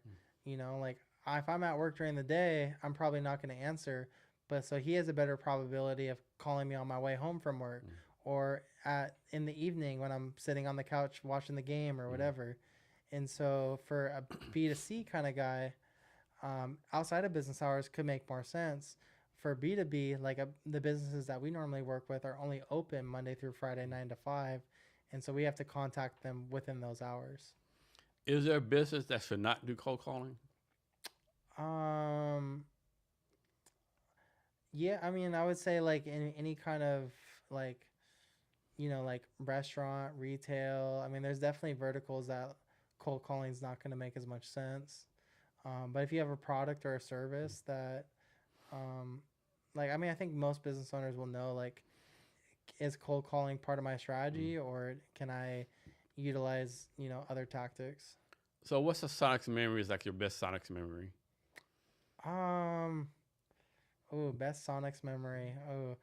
Okay, so my favorite memory is probably when Ray Allen hit the buzzer beater game winner against the Phoenix Suns. Double overtime, 152 to 149. Oh, shit. Steve Nash, Amari Stoudemire versus Ray and Richard. Best regular season game I ever watched. Oh, shit. I forgot Ray Allen paid for the Sonics. Was that his first team? Milwaukee Bucks, Sonics, Celtics, and Heat. Okay. Yeah. Man, I think people forget how good of a shooter Ray Allen was. Yeah, well, I think the thing that people get mixed up is that when he was on the Bucks and the Sonics, he was a shooter, but he was really an all-around superstar. Yeah. He would drive, he would dunk, he'd play make a little bit. I don't remember that. Oh, Lord. I just remember him as a shooter. Oh, you gotta look up those early days, those Sonic and Milwaukee Bucks days. Like when he was on the Sonics, like a couple of his best years, like he'd average 4 or 5 assists. He'd play make a little bit. Like he would drive to the basket. He would, he'd dunk. Like he was really kind of became more of a spot up shooter when he went to the Celtics, and they already had Paul Pierce, KG, and so now he's got a kind of more fit a role. Yeah. When he's with the Sonics, he's our superstar. He's our number one guy. He does everything. I remember he left the Celtics. All the Celtics players pretty much like fuck Ray Allen. Like, I don't know, Paul Pierce, Kevin Garnett. They're like fuck this guy. Yeah. When he was the Heat, yeah. Yeah, well, he had all those. They had those battles, right? Celtics, Heat, Yeah. and you know, I don't think they appreciated him going to the other side. Here's one for you. Remember Ray Allen hit the shot? They played the Spurs the first time, I think 2013, and hit the shot that tied the series 3-3. He missed a shot, like LeBron's 3-7 in the finals. Duncan has 6 rings. Like, it's a crazy, like this one like little moment in time that changed all this history, right? Yeah, for sure. I think that's like with anything, man. It's like always such like a silver lining to how things come together, and you know, it's like if that guy who missed the shot, if the ball bounces off the other side of the rim, then there's no Ray Allen 3-pointer, which is, you know, arguably probably a top 5, top 10 moment in NBA history. Yeah, it's like I don't know. Do you think basketball has gotten better or worse, or it's just the same standard of basketball? I would just say, I mean, I think everybody has their bias of like what style of basketball they appreciate. I mean, I think in some ways, like the skill level of what the players can do is better than it's ever been. Yeah, I agree. But I also love, you know, throwing a forearm in somebody's back and, you know, playing a little bit of. My thing, where have the big men gone, right? Come back to have Hakeem Olajuwon, Shaquille, you know, like Bill Laimbeer, Kareem Abdul-Jabbar. Now you're like, got Joel Embiid, like maybe play 25 games a year. Mm-hmm. Okay, you got Joker out there, you know, but he's not the stereotypical big man. He's more like a point guard big man, I think. You know? Yeah, like I miss, like, you know, it's like you get down, you run, you get your half court set, you throw it down to the big guy on the block, and then he goes to work. You know, like I miss that kind of basketball. Yeah, I think one basketball team is, like doesn't enough credit. I think Detroit Pistons, right, in the '80s, because they beat the Celtics, they beat the Bulls, they beat the Lakers, right? Yeah, I think they're underrated. I love that 30 for 30 on the Bad Boys. Yeah, that's a good one. Yeah, I don't know. I don't know. There's good teams now, right? Like San Antonio Spurs, that's my team. They're coming up, you know. Yeah.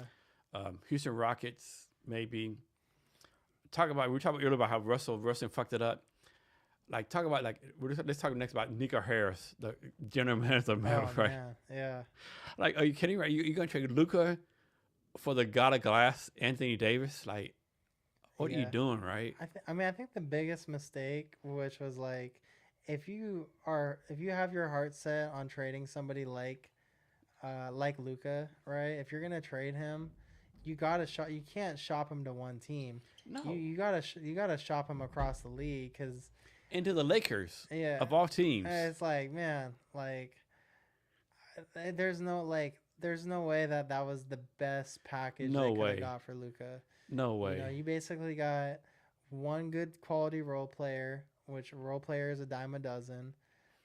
You got one superstar, and you got like one first round pick. Most of a player like Luka, you would get, like, I don't know if you remember when like Carmelo Anthony got traded to the Knicks, and they gave up, like, the Knicks had a good team that year, but they gave up like 6-7 quality guys and picks. Remember the Oklahoma City trade for Paul George, the Clippers? Yeah, they got 20,000 players. Or what's the famous Cowboys trade? Oh, Herschel Walker. Herschel Walker, yeah. They got way less, right? It's like, and then, like, and it got me after the trade. Like, Nick Hurst, like, I didn't realize how much the fans loved him. Like, are you fucking kidding me right now? Yeah, no, there was internal, there was drama. They told no one. Like, this did the trade. Like, am I saying to the Lakers? Yeah. I would say if you trade like the Milwaukee Bucks or like Orlando Magic, or even like fucking New York Knicks, but the Lakers in your own fucking conference, like you're putting like I don't know, man. Yeah, it's I don't necessarily think the NBA is rigged or anything like that, but if I did, that trade would I know, right? Give me some ammunition. Like LeBron's trading out to give the premier team in the NBA this dude here, right? Yeah. And of course, the fact the Lakers, like, Luka's balling the fuck out right now, and the fucking Mavericks are like fucking 3-14 or whatever the fuck they are, right? You know? Yeah. I don't know, man. Yes. They might end up just trading Anthony Davis. That's in the rumor, right? Which would be even just a crazy slap in the face, right? Well, it was crazy, right? All these things on Facebook, like, they're doing trades. Someone proposed a trade. Anthony Davis, like these like two players in Detroit. So Detroit won't pick up the fucking phone up. Yeah. I mean, like, he's a good player and all, but like, I'm not trading for Anthony Davis. Yeah. Like, his history, his glass, his broken bones, whatever. Like, when he plays, he's fucking top 5 player, right? But his effect is like, when does he fucking play, right? Yeah. And I don't know really if even at this point with all the injuries piling up, is he really still a top 5 player, or is he Yeah. maybe more I like, mean, like 32, 33. yeah, like I think he's more more like top 15, top 20. Yeah, I mean, he'll get you like 20 points, 10 rebounds, you know. He block flocks, you know, block shots. But, man, I don't know, man. He's like, Yeah. man. But, I mean, I don't know. But I know the vision was like Kyrie Irving comes back in January, and I don't know. Like, yeah. Yeah, you would think like, you get Cooper Flag, you have Kyrie, you have Anthony Davis, you have Clay. Derek Lively. They have Derek, like 3 big men. like you think everybody healthy, everybody at their peak potential, like that's a pretty competitive team. Yeah. But I think they underestimated the amount of risk too with Anthony Davis. Obviously, like Clay has been somebody that's like not the Golden State version. Yeah, he's not the player he was before. Yeah, and so I think they're like Kyrie's had injury history too. So it's like, it's like it looks perfect when you put it on the whiteboard, but I think they underestimated the risk of, if it doesn't go right, like how bad could it look? Yeah. And then we're talking about the Pelicans, right? Like, fuck, I think the 3-23, Zion Williamson has nowhere lived up to his fucking potential. Yeah, I mean it's weird too with them because it's not like you look at a team like the Charlotte Hornets and you can just see like talent wise they've been at the bottom of the barrel for the last few years.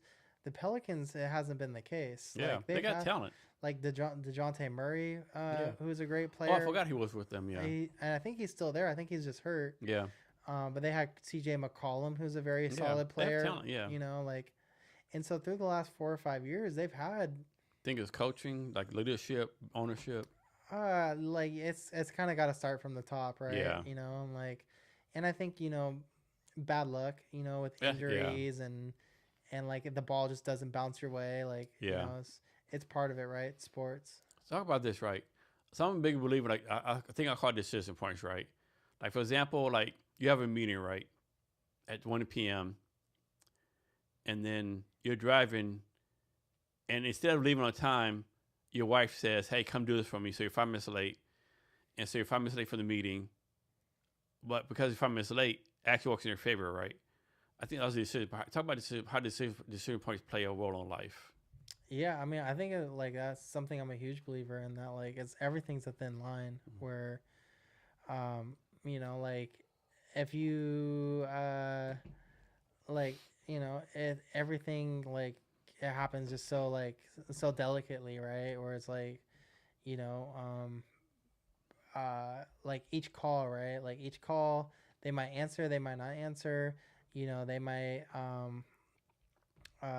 like, yeah, I don't like. I just think that's a huge part of life is that, you can't not value just like every little decision you make has a reaction. Everything that you do when you're doing something by default, you're not doing something else. And so, everything counts, everything adds up, and like everything plays a part into whatever else you're going to do. So how do you think people should overcome, like, how to put this question? Like sometimes people have good days, bad days. How should people like overcome bad days? They should wake up tomorrow and get back on the horse. Like bad days are going to happen. Like I think trying to have a mindset where like you think every day is going to be great or every day is going to be equal. I think that's not a realistic place. And so that's not a place that you want to be. Like, I think it's more about, like the days that you're feeling like it's a bad day is being able to have the mental discipline to be able to realize that and kind of check yourself in the moment to kind of course correct. And maybe you're having a really bad day, but then you can kind of mitigate it and make it an okay day, where you still got some things done. You overcame that flat tire that you got on the freeway. Maybe that person, that deal that you thought was going to sign the contract tomorrow, they call you back and say, you know what, we're actually not going to sign. We're going to go with somebody else. Like, you're going to have those bad days, but can you mitigate it in a way where you can still create some positivity out of it and not let it just destroy your day or destroy your week? So I think it's more about like taking a macro, like, like zoom out a week, zoom out a month, and like look at the progress that you've made in a longer duration than getting so focused on that one day or that one meeting. I'll still every once in a while have a meeting where I feel like maybe I didn't bomb, but I'm like, man, I could have done a little bit better. Or man, like they asked me that question, I kind of stuttered or fumbled on my words, and I don't normally do that. But like there's always gonna be like little moments where maybe things don't go the way that you want, or but it's just like how can you move on to the like in football it's like move on to the next play, right? Play the next down. You live for another down. Like taking all those kind of mantras and just applying it towards life too. So how do you, or what do you do to make sure that you get better every day? Uh, I mean, I start by controlling my habits. I start by having a plan. I think a lot of people they don't have a plan, so when they wake up every day, they're not sure what they're gonna do. They're not sure. They have all this blank space in their calendar. You got to have a plan. If you have a plan, then you have something to follow. If you have something to follow, you have something to execute on. And I think that like that sequence and that mindset will really play into that. So why should someone use your company versus someone else?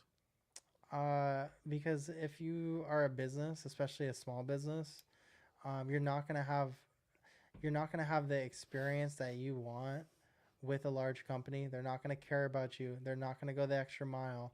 They're not gonna actually help you get your phone system or internet to a place that you really need it to be. They're gonna look at you like a number. They're gonna look at you like another account in their spreadsheet. And if you want a business to support your business that's also in the fight, that's actually going to care about not only having a reliable service, but hey, what can we do to actually go above and beyond? Like, what kind of strategy can we put in? Like, hey, I'm talking to one business over here. Maybe it's a towing company. I've set up 10 other towing companies with their phone system. I know what makes sense for a towing company's phone system. Maybe they're not really aware of that. Maybe they're just not trained in how to program their phone system or their communications currently the way it's constructed. And so it's like I can kind of, our company, we can take our insights from what we see in the marketplace and actually apply it to that business and make it successful for them. So how about the scenario? Like you reach out a company and the small business owner say, you know what? I love what you're doing, blah, blah, blah, whatever the case may be, but like, I don't have the time to change vendors. Like, I don't have the time to like change from Comcast or this company to you, right? How do you handle that? Yeah, I would ask more questions. Like, I was like, do you think right now is it the thought of changing because you're going to have to do extra work? That seems to be the drawback. Is it the time of the year? Is it a CPA that's in tax season? Like, there's always context to everything, right? So if it's a CPA, if it's April 14th, no matter what the hell I say, they're not going to want to do it, right? And so it's like, I think as what you asked me earlier is a difference between a good person and a great salesperson is being able to understand what's a real objective versus what's a smokescreen. Because people will throw like cliche objections at you, like, oh, I don't have time. Oh, if it ain't broke, don't fix it. Oh, we're happy with what we got right now. Those are smoke screens. Those are them trying to put up a fence to just not have a conversation. A great salesperson isn't going to close every deal, but they're going to get almost every business to have a conversation with them, a real conversation where they understand like why they don't want to switch. Like, can you actually get someone to level with you and give you the truth? If you can, you're not going to close all the deals, but you're going to be a great salesperson. If you're constantly getting tripped up by smoke screens and like these kind of like these fences that business owners will put up, because we're all so busy. So we're going to naturally want to put up fences, because I think about my to-dos and how many to-dos I have. Like do I want to add another to-do? Probably not. But if I actually understand what they're providing me and how it works, then maybe it becomes a priority, or maybe I change my tune. But if as the salesperson, if I don't have the skill set to actually get through to them, then I'm never going to have that chance. Do you find there's a time of year that y'all do better as far as sales? January, baby. It's January? Yeah. Okay. The January. Why do you think that is? January 1st mentality. Like Okay. I'm gonna get better. I'm gonna change. I'm gonna Okay. do X, Y, and Z when the new year comes. Think that like a lot of people, right? We all have our New Year's Mm-hmm. resolution, right? And I think that also kind of plays into business a little bit too, where they're new year, like, hey, we're gonna get things fixed. We're gonna improve our business efficiency. We're gonna like take our communications more serious. We're gonna up our our exposure to AI technology. And so I just think there's a more natural receptiveness and a more natural motivation that time of year. So I don't believe in like New Year's resolutions because everyone breaks them. But like having said that, what do you want to do better next year? Muscle ups. Well, I want to be able to do one first, and then I want to be able to do them better. But I think for our company, like I think we've been developing our CRM, and so I'm really excited to see that through. Where we have like ingredients in our CRM, where we want to have a little bit more automation with like our drip campaign, getting notifications when people open certain emails, like just certain specific things within our CRM and our overall customer experience that like we're building out a really robust knowledge base that has like tutorial videos and things like that that are in a really friendly UI, so that's really accessible for customers no matter what their level of tech is. And so from like a business standpoint, I'm excited for just like the business improvements that we're making, because I think as any business owner, the first year or two, like you're in heavy like bootstrap mode, as I call it, where you're acquiring customers, you're like you're like in the fight, right? Mm-hmm. You're doing all these things to just get your business off the ground, to keep your lights on. And then as your business grows and matures, then you can kind of have a little bit more time like to like it's like, to put in an analogy of like a house, like at first you're just hustling and scrapping up the money to buy the house. Then once you get in the house, you can kind of let your hair down. It's like, okay, maybe I will repaint this, maybe we'll update the kitchen, and then you can kind of actually start to improve and like invest in the house, right? But you got to kind of get there a little bit first. Like you can't whiteboard too much when you only have three customers. Is there an industry that you will not deal with? um no, not necessarily. Okay. Okay. What excites you about your business in 2026? I would say the getting back out into the community a little bit more. I think for us as a business, the last year and a half, like I was just describing, we've been in such a heavy bootstrap kind of mode where we're so focused on like just getting our business off the ground in the right way, serving our clients, taking care of things, getting sales, like all these different things that we need to do to have the foundation in place. And I feel like we've hit some checkpoints as a business where like something that's really important to us is like being in the community, having events. And so we have some really exciting plans for some events that we want to do. Like as I have like a good relationship with like the beer hall, so we're excited to work with them and other potential venues to have some events and bring the community out.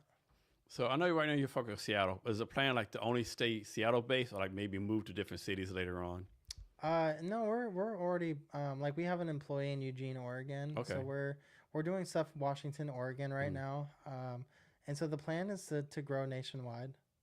So next question, like everyone talks about you're a small business owner, like don't give up, don't quit, keep grinding. But is there a time like someone's like okay, say like okay, like this ain't for me?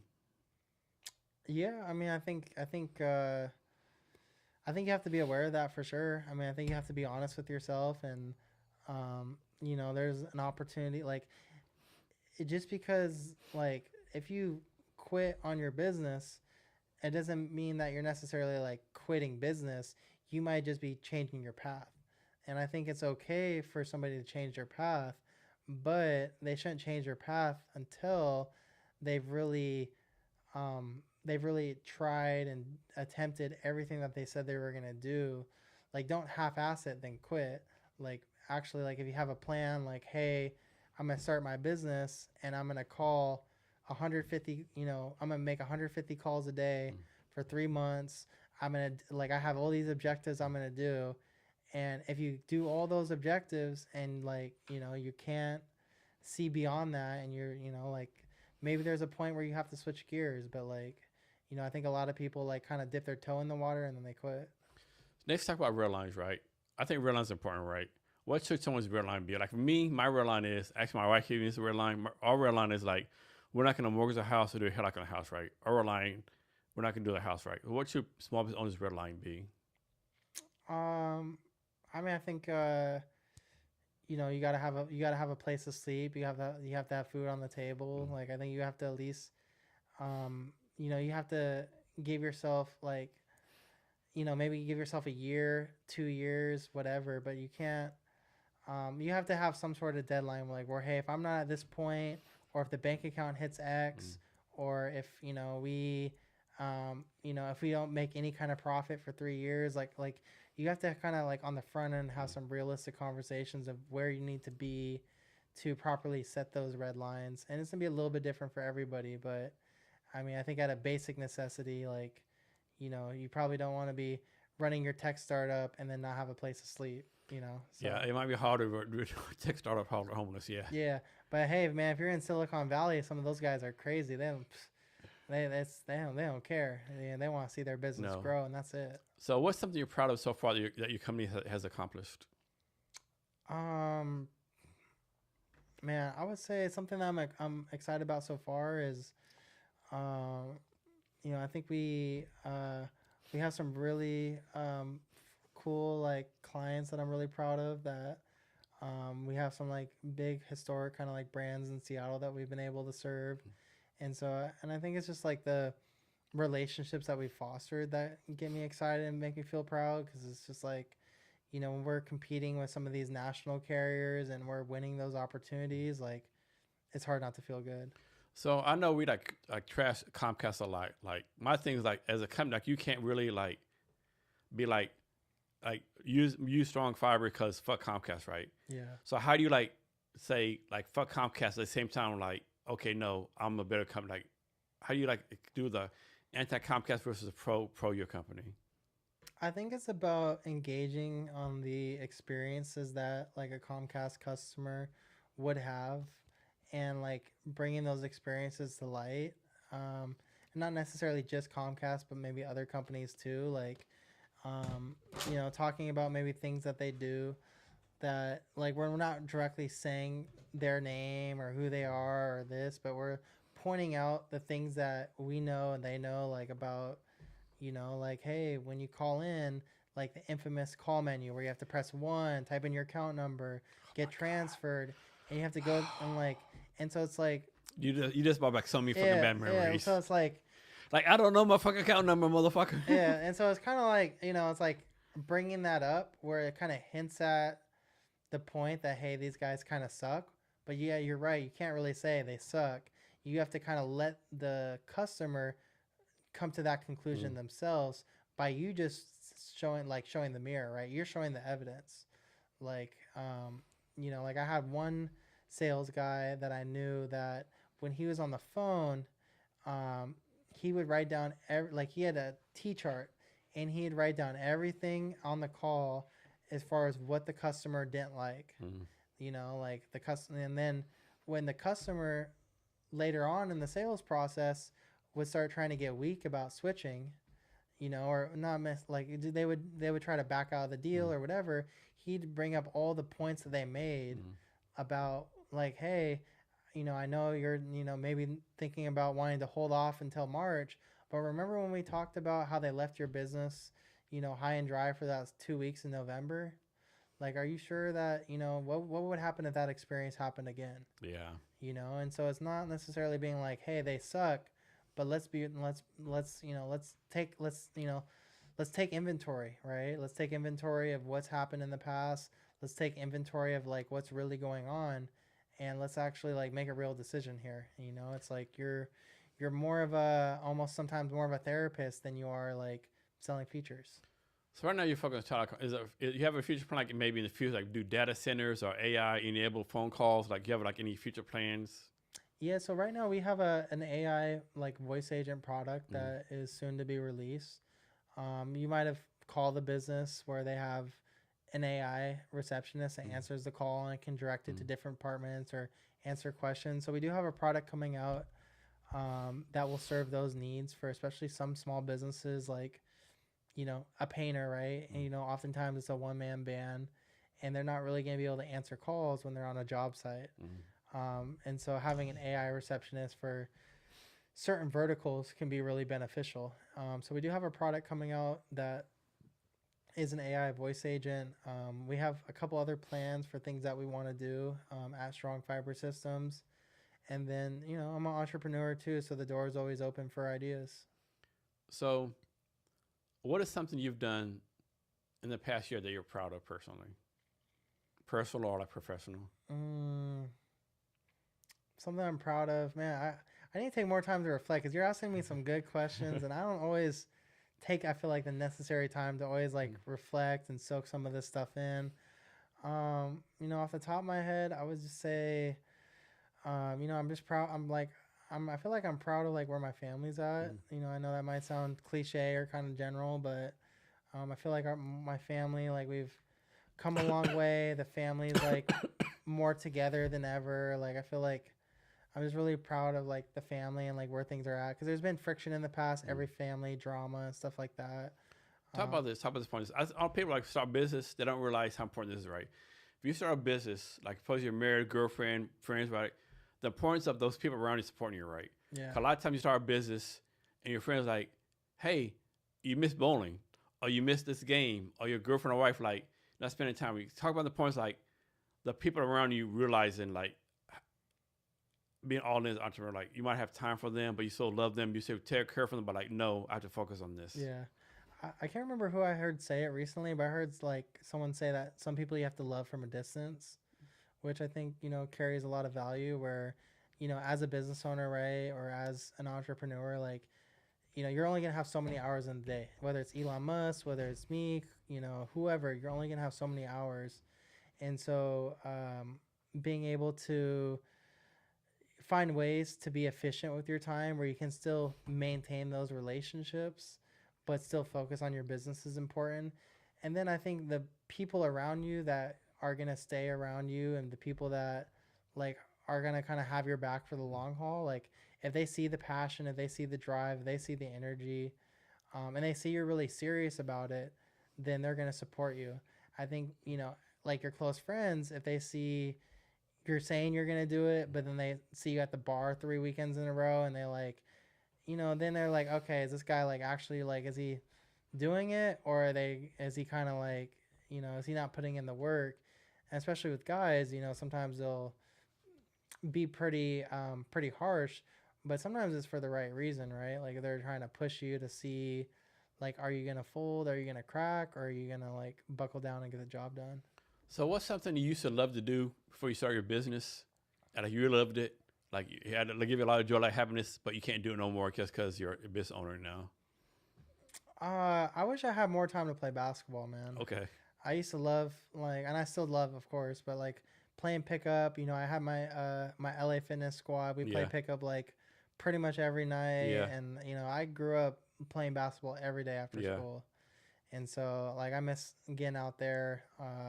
I probably played the last time like 2 months ago, so it's not like I don't play at all, but I wish I could get out there like I used to. And so earlier I asked you how you professionally develop your people. How do you professionally develop yourself? Like you read books, you like listen to YouTube videos. Like how do you make yourself better? I would say I learn from other people is probably the number one way. I think asking questions and finding ways to ask questions that dig below the surface is really important. And so I feel like, I'm resourceful where it's like, if I have a problem, if I identify a problem, then I'm going to utilize my network to help find an answer, whether that's like connecting with somebody else or like, for example, like there is this, old type of PBX, which a PBX is like what controls your phone system. And there's a brand called NEC that has these old PBXs that are deployed still in many businesses. And I was really curious about how a couple of the features worked on this particular NEC phone system. And so through my network, I was able to find a guy who like used to work on them like 10 years ago. And then I was able to ask a bunch of questions that got me my answers. And It wasn't something that I could find on ChatGPT easily. It's something that I had to find somebody that really knew the product and how it really applied in the real world to get the answer that I needed. And so I would say to like how I develop myself professionally is I utilize my network. I use the people in my life first and foremost to be able to ask questions, learn, grow, understand, observe what other people are doing and what can I apply in my own life, what can I apply in my own business. And then, I read, I consume stuff on like podcasts, stuff like that. I don't consume every day. I'm not somebody that's um, listening. I like music too. So I listen to music sometimes. Sometimes I listen to podcasts. But I would say learning from other people and being really observant is probably my number one. So next, I don't know how to ask this question to you. I'm using your like telephone terms. I'll use another term, right? Another thing. So hopefully you get the gist. So I know a lady in this neighborhood. She had a restaurant, right? Great cook or whatever. She ran a business because she wasn't tracking. Like you have a restaurant, you think you have to track like how much the salary costs, how much the food costs, how much like the lights cost. So wasn't tracking that stuff. So how do you like track all the costs of your business to make sure like you stay in business? Hire a bookkeeper. Seriously, that was the first thing I did was I hired a bookkeeper. Like I knew like, hey, it's not going to be worth my time. It's not what my strongest skill set is. Like I'm much more productive and I'm going to be able to bring more money back to my business by focusing on these other areas. Like I'm going to spend the $200-300 a month up front and have a bookkeeper and then keep everything organized right from the get-go. So that would be like my blunt, easy answer is hire a bookkeeper. So know your skills, know your strengths and weaknesses. Know your skills. If it's something that you like, if you're somebody that loves spreadsheets, loves QuickBooks, knows that inside and out, and like that's something that you don't want to delegate necessarily, or something that you want to delegate down the road, then sure, fine. But as a business owner, you got to know your expenses. So So how do you track your expenses? You totally 100% track your bookkeeper, or how do you do that? I have my own spreadsheets that I check. So I cross-check my bookkeeper, and then I have a weekly call with my bookkeeper. Okay. Yeah. All right. What's how to ask this? What's here's a good question. I'm assuming all your employees are great, whatever, what case it be, right? But suppose you hire someone in the future, and they're not working out. What's your process? Like kind of like tell them, hey, this ain't working out. We need to separate. You're fired. I would want to, in seriousness, like I would want to, like book like a 15-minute call, because I'm not gonna keep them on the phone for an hour. Like if you're gonna let somebody go, like you also don't want to you don't want to play around with that, right? Like if you're gonna let somebody go, you gotta let them go. So many people make mistakes. Like I think the thing HR is like hire slow and fire fast. My thing is like, I'm not saying like hire. Like, my thing, don't hire like Amazon. Like, but then again, don't hire like a first phone call, and no one fires fast, right? Everyone's like, oh, it's Jason's birthday, or it's Jason's anniversary. Because by the time you get fire someone, everyone's like, dude, what the fuck you doing, right? Yeah, I mean, if you got to be willing. Like you have to know if you set clear expectations with that employee, and it like there should be no surprise, right? Like if you're doing your job right, if you're managing your business well, there should be proper expectations set with the employee, and you can maybe give grace. You can give a get out of jail free card, maybe one or two, depending on if it was a major issue or a minor issue. So you can have a little grace. It's not like a black and white thing, but you have clear expectations. You give them maybe like I said, a get out of jail free card or two. And if the expectations aren't still being met, then when you go to say, hey, I'm going to let you go, they know why, you know why. Like, it might be tough news, but there really shouldn't be a bad feeling. They shouldn't have necessarily anger towards you, because they kind of know that they didn't meet the expectations that were set from the get-go. I think what you have to do it in a way like, hey, there's a better opportunity for you somewhere else besides here. Yeah, and it's not necessarily cutting down on their skill or ability. It's, you can't say, hey, Tom Brown, you're a fucking piece of shit. You fucking worthless bastard. Get the fuck out of here. Yeah. You got to be like, hey, Yeah, it's like, if like sports analogy, right? Like for basketball, like there's a great player, but they might not necessarily be great on every team Yeah. because of the fit. Yeah. You know. That's a good analogy. Yeah. Yeah. So it's like, I'm sure every player in the NBA is great Mm-hmm. individually, but each player is only going to fit so well with specific teams and specific players, and so you might be great, but for this team, you're not a great fit. So you remember this? There's a player, I can't think of his name. He played for the Celtics. He's like a top player on the bench. This white dude. I think his name was Brian Scalabrine, whatever. Oh yeah, my boy. Yeah, and all these people like this guy's a piece of shit or whatever. And so he actually went someplace and played people, right? He's like, I'm close to LeBron, you know what I mean, right? Yeah. And so he bet that's like a college offside. Like he beat everyone like 12-0, right? Yeah. High school players, junior, like everyone he's fucking dusting him. I was like, all these dudes like, I can beat you. Yeah. Like no motherfucker. Like Yeah. I'm close to LeBron, you know what I mean, right? Yeah. I mean, it comes down to like people underestimate like what goes into somebody like that to their craft, right? Yeah. Even though he's not LeBron or Kobe or whatever you saw on TV, He's like, on an NBA team. He's on an NBA team. He's one of only like 300 people, you know. And especially with NBA, man, it's international now. Yeah. So you're not just competing with the 300 best Americans. You're competing with the 300 best players in the world. I mean, can't imagine like back in the day, you're like, I'm making this up. You're like, you're the best player in like New York City. Mm-hmm. I'm gonna make an NBA. Nowadays, no motherfucker. Like, yeah, it's so much competition, right? Yeah, yeah. Like if you were probably, I mean, for at least like the big states, right? California, New York, whatever. Like if you're the top rank or you're top 5 rank in high school, 20, 30 years ago, like you said, you're probably a slam dunk for the league. Now, totally different. Like my thing is like now, like Joker came, Luka came. What player is gonna come from like example? Like what's that dude from China got drafted by the Portland Trailblazers? Oh yeah, I think his name's like Yang. Yeah, like one thing I have to give credit. These NBA scouts on the fucking game, right? Yeah. They find people everywhere. They're gonna find a player fucking I don't know, fucking Nigeria, Kenya, fucking Saudi Arabia, right? It's like the Adam Sandler movie, right? Yeah. Exactly. Like Luka, like back in the day, remember the dude Tony Kukoc from out of nowhere, right? Mm-hmm. NBA scouts on the game, right? NFL scouts, I don't know. Yeah, I mean, JJ McCarthy, man, getting all this, them bombing the team for him, man. I don't know what's going on with the scouts in Minnesota. You let Sam Darnold and Daniel Jones go. I kind of understand letting Daniel Jones because he was like no better back then, but like the way he turned out. Yeah, well, you got to keep one of them though. Some kind of competition, right? Yeah. Man, I don't know. So we talked about your company. Somebody next go like.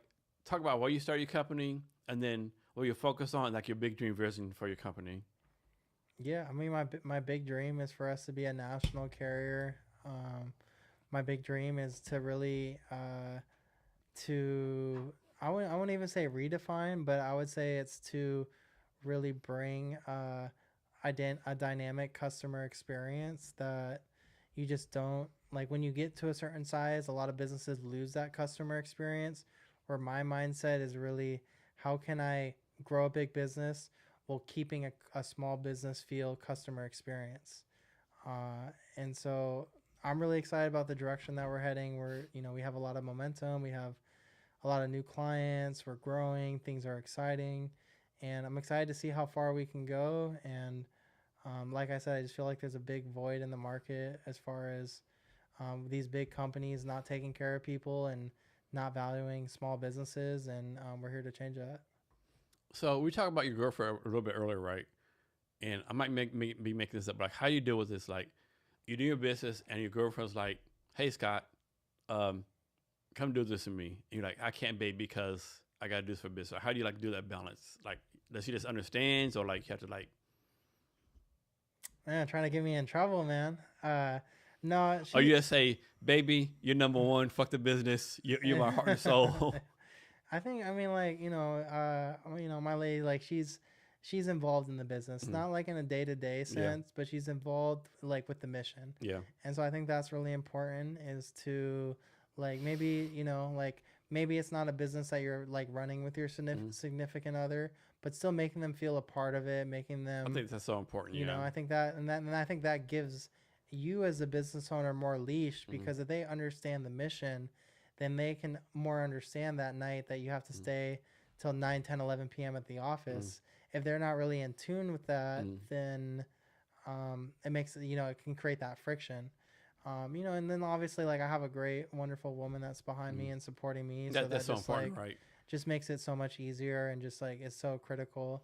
Yeah, our people underestimate that when they start a business. Like how important is like have your significant other like be like at least at the very least understand what you're doing, right? Yeah, I think some of business owners like get that wrong, right? yeah, yeah. I mean, like I said, it's a mission, right? And like you want to have people that are supporting your mission, and on a mission, your worst enemy is idle time. um, you're a big hip hop guy, right? Yeah. What's your favorite rappers right now? That's a bad question for me because I don't really listen to a lot of new rap Okay, music. let me rephrase that. What's your top 5 of all time? Okay. So I would say top five. I don't know if I can give you an order. Yeah, no order. Yeah. But for sure Nipsey Hussle is on that list. Gucci Mane is on that list. Okay. Especially like his Yeah. younger years. I would say probably E40 and the Click. Okay. If I can throw the Click in there, if I can grandfather Yeah. that in. So that's three.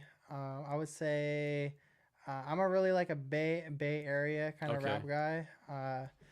I really like Messy Marv. He's one of my personal favorites. Okay, I He's never not for heard of him everybody. before. Messy Marv would be in there, Okay. and then I would say uh, I really like Master Ace too. I'll give Okay. it a Oh little, man, I forgot about him. Yeah. little New York love, so I'll say Okay. Master Ace at number 5. So I mean, like West Coast based.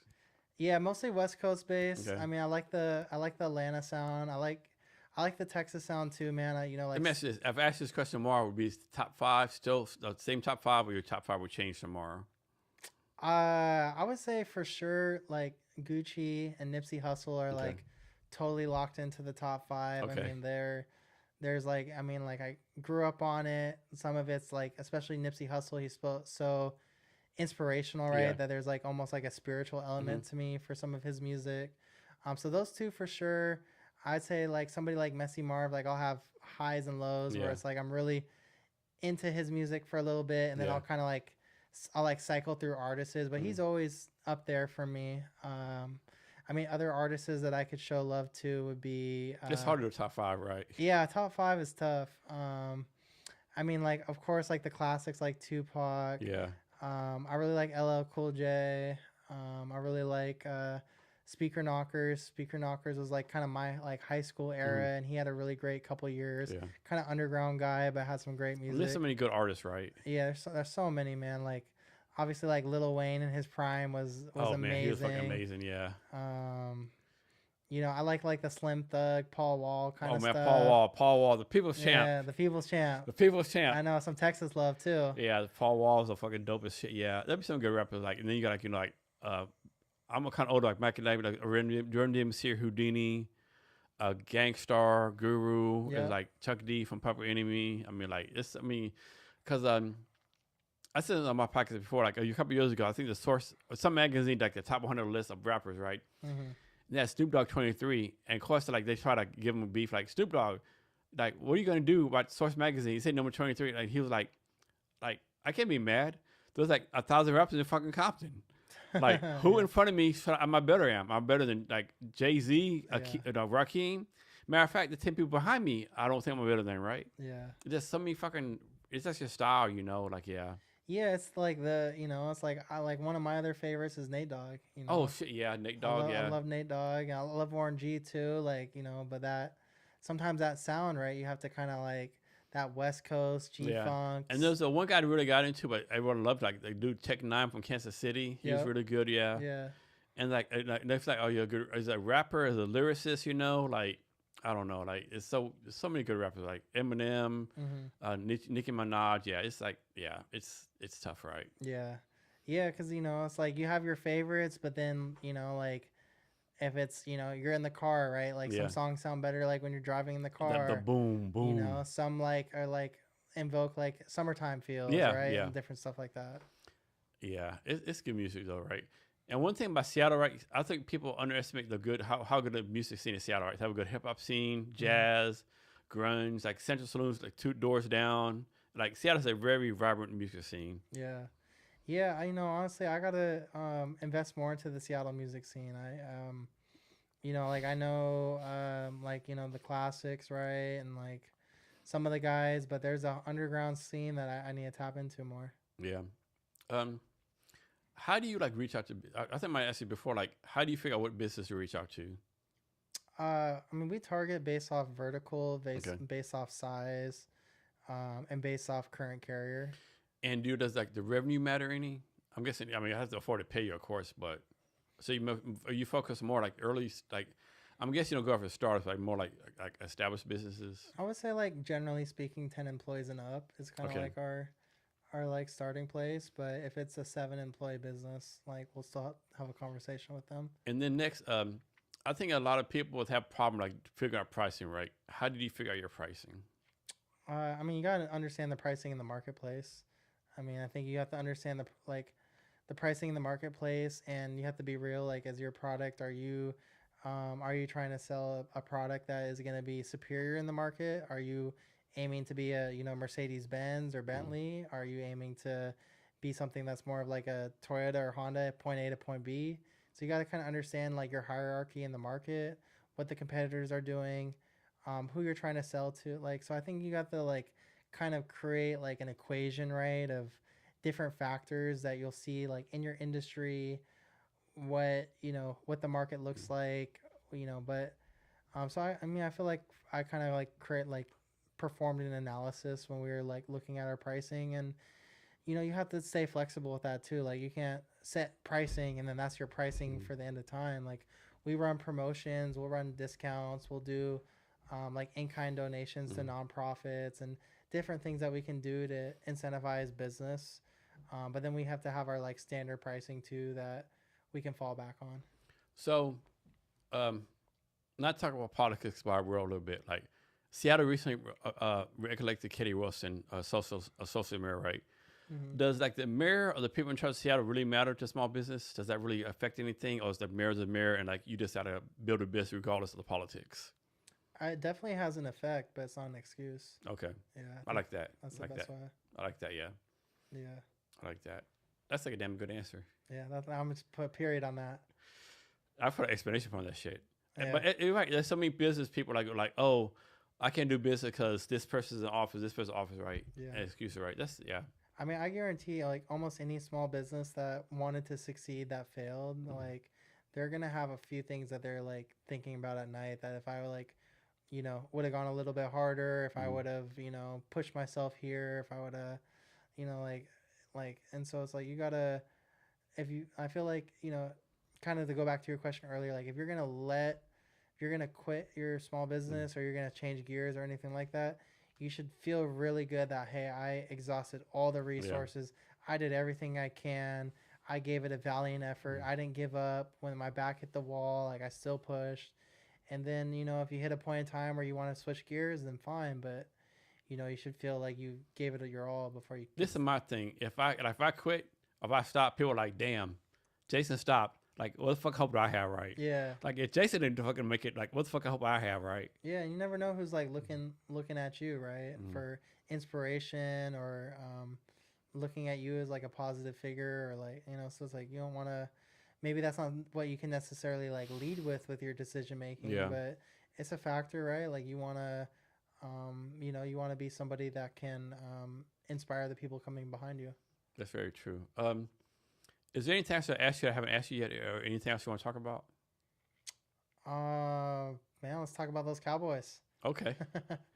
What's going on? What's going on in Jerry worlds? I mean, Jerry got a lot of criticism earlier, like trading Micah Parsons or whatever. But some of the stuff he did is actually turned okay, right? Yeah. Like he signed what's his name? George Perkins, like his name. I can't, man, George, the receiver, right? He turned out pretty good. Pickens. George Yeah, Pickens, right? yeah, He turned out pretty good. I mean, it's like, and my thing is too, like, so no, except they lost to Denver, they're 11-2, lost to Chicago 9-4. So they have 6 losses. 4 losses are division leaders.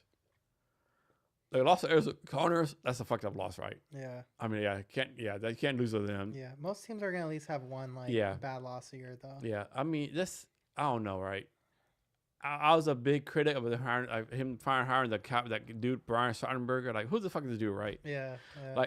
Like he's 52, no coach, right? That turned out pretty good, right? But it's just so competitive in the NFL, right? Yeah. And like people say, like they started signing Derrick Henry 2 years ago. They signed the dude from Denver, Jamil Williamson, top 2 rusher, like. So he's like made some good moves, right?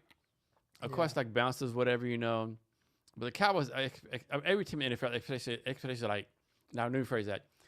Every team except for the Cardinals and the Browns, expectation goes in the Super Bowl, right? Yeah. Yeah, seriously. And so, I don't know, expectations are high. I don't know, right? But me personally, it's going to sound fucked up, but I don't think Cowboys will win the Super Bowl until Jerry Jones dies. Oh, man. This is the reason, right? So, the Cowboys won Super Bowl 30, right? With the Deion Sanders Super Bowl, right? At the Super Bowl, he said in the conference, hey, we lost the 49ers. I told God, give me one more Super Bowl. I don't need another Super Bowl. That's what Jerry said, huh? Yeah. Oh, my gosh. Yeah. Dang, Jerry, words have meaning. So I'm like, okay, like, if God's real, you just fuck yourself, right? Yeah. I mean, I don't know, right? But yeah. Yeah. I don't know. I mean, what's the thing? I have a friend. He's a big Cowboy fan. He's like, it's always our year until it's not. Yeah. I mean, every year, I know you guys haven't done it, but like every year that like the Cowboys feel like they're at least in the mix. I don't know. They're not like the favorite necessarily, but they kind of like we've been talking about, like with the NFL, there's so many teams that have a shot, and the Cowboys have been there. They just haven't, got over the hump. I mean, who would imagine, like, we won Super Bowl 30, 3 or 4 championship. You have like fucking Aikman, all the famous like this fucking like Yeah, then you have plays like the Dez catch. Oh my god, yeah. or the fucking Romo fumble in the Seahawks game, Yeah. I don't know, man. It's like 30 years. But then again, like those teams, like I like fans of my Eagles. I have like Eagle fans or friends like, oh, we won 2 Super Bowls in 10 years or 5 years. Like, dude, you only have 2 out of 5, right? And of course, the thing is like 5, like, I have seen this one where it's like, you want to see a Cowboy Super Bowl, put out a fucking VHS tape. Mm-hmm. Yeah. Just because it's been so long, man. What, been 30 years, 30 years, 95? Fucking Jerry's Wall. But one thing about Jerry Jones, like, he's a hell of a businessman, right? Yeah. I mean, I think his yacht was in. Yeah, a couple years ago. Yeah. Dude, that thing was nuts. Yeah. That thing was nuts. That dude has much money. I heard a story. Read a story one time, right? He was in Austin with like some people, right? Some kind of bar. And the bar, like, we have to close it down. Jerry basically said, listen here, motherfucker. Either you keep on serving those fucking Johnny Label, Blue Label, or I'll buy this place and fire you. That's crazy. Yeah, I mean, the type of money he has, though, right, is like fucking insane. Yeah.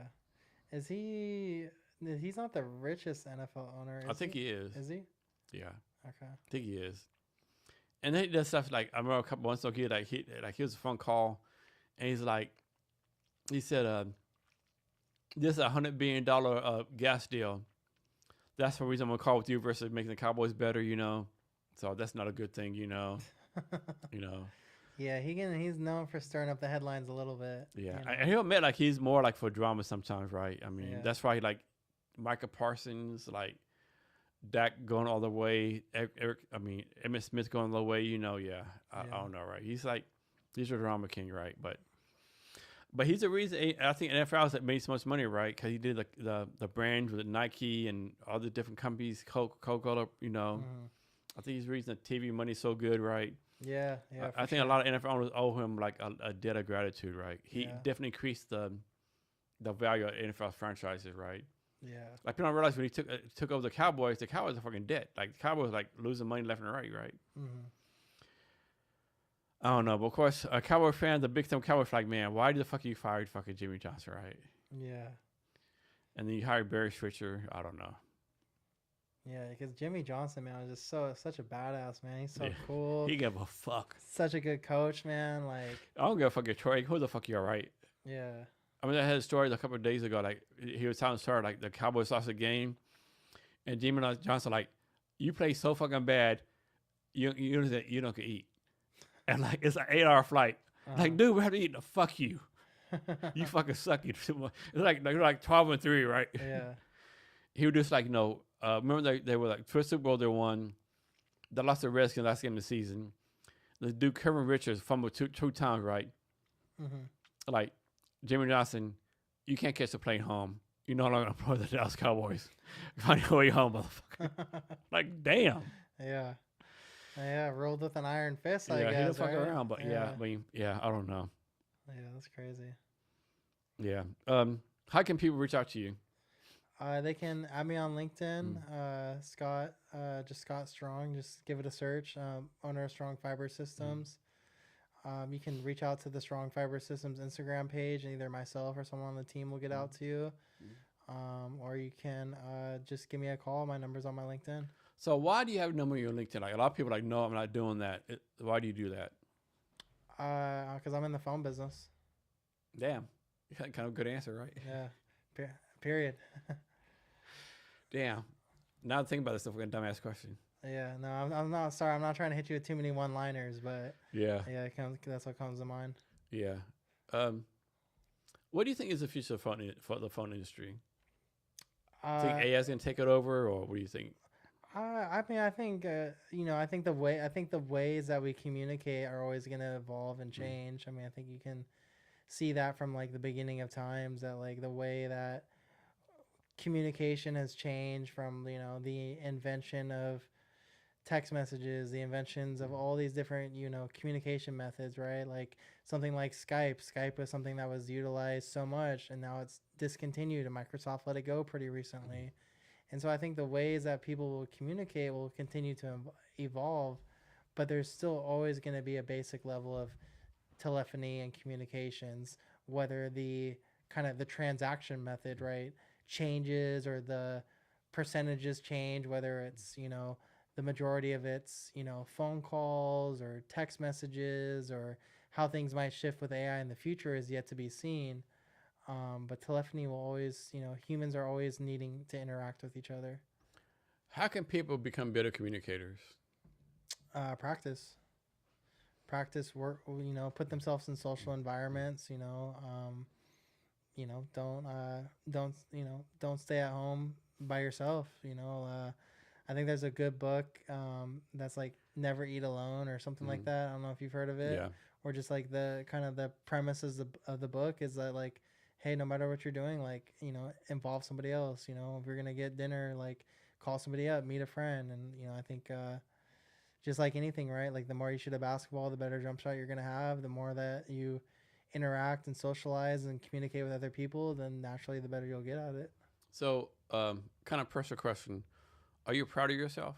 Yeah. What you've done so far? Yeah, for sure. Do you tell yourself like every once in a while, like I'm doing some dope shit? Yeah, and I need to do it more. But yeah, for sure.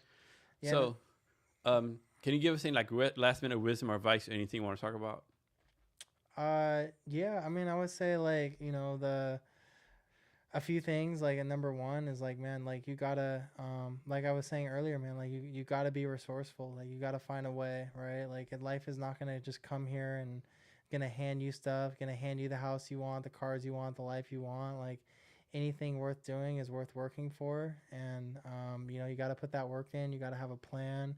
You got to be strategic. You got to put great people around you. You got to find the things that inspire you. Like, you got to find the ways to pop out of bed, right, instead of hitting snooze. And like, you got to find you got to find that motivation.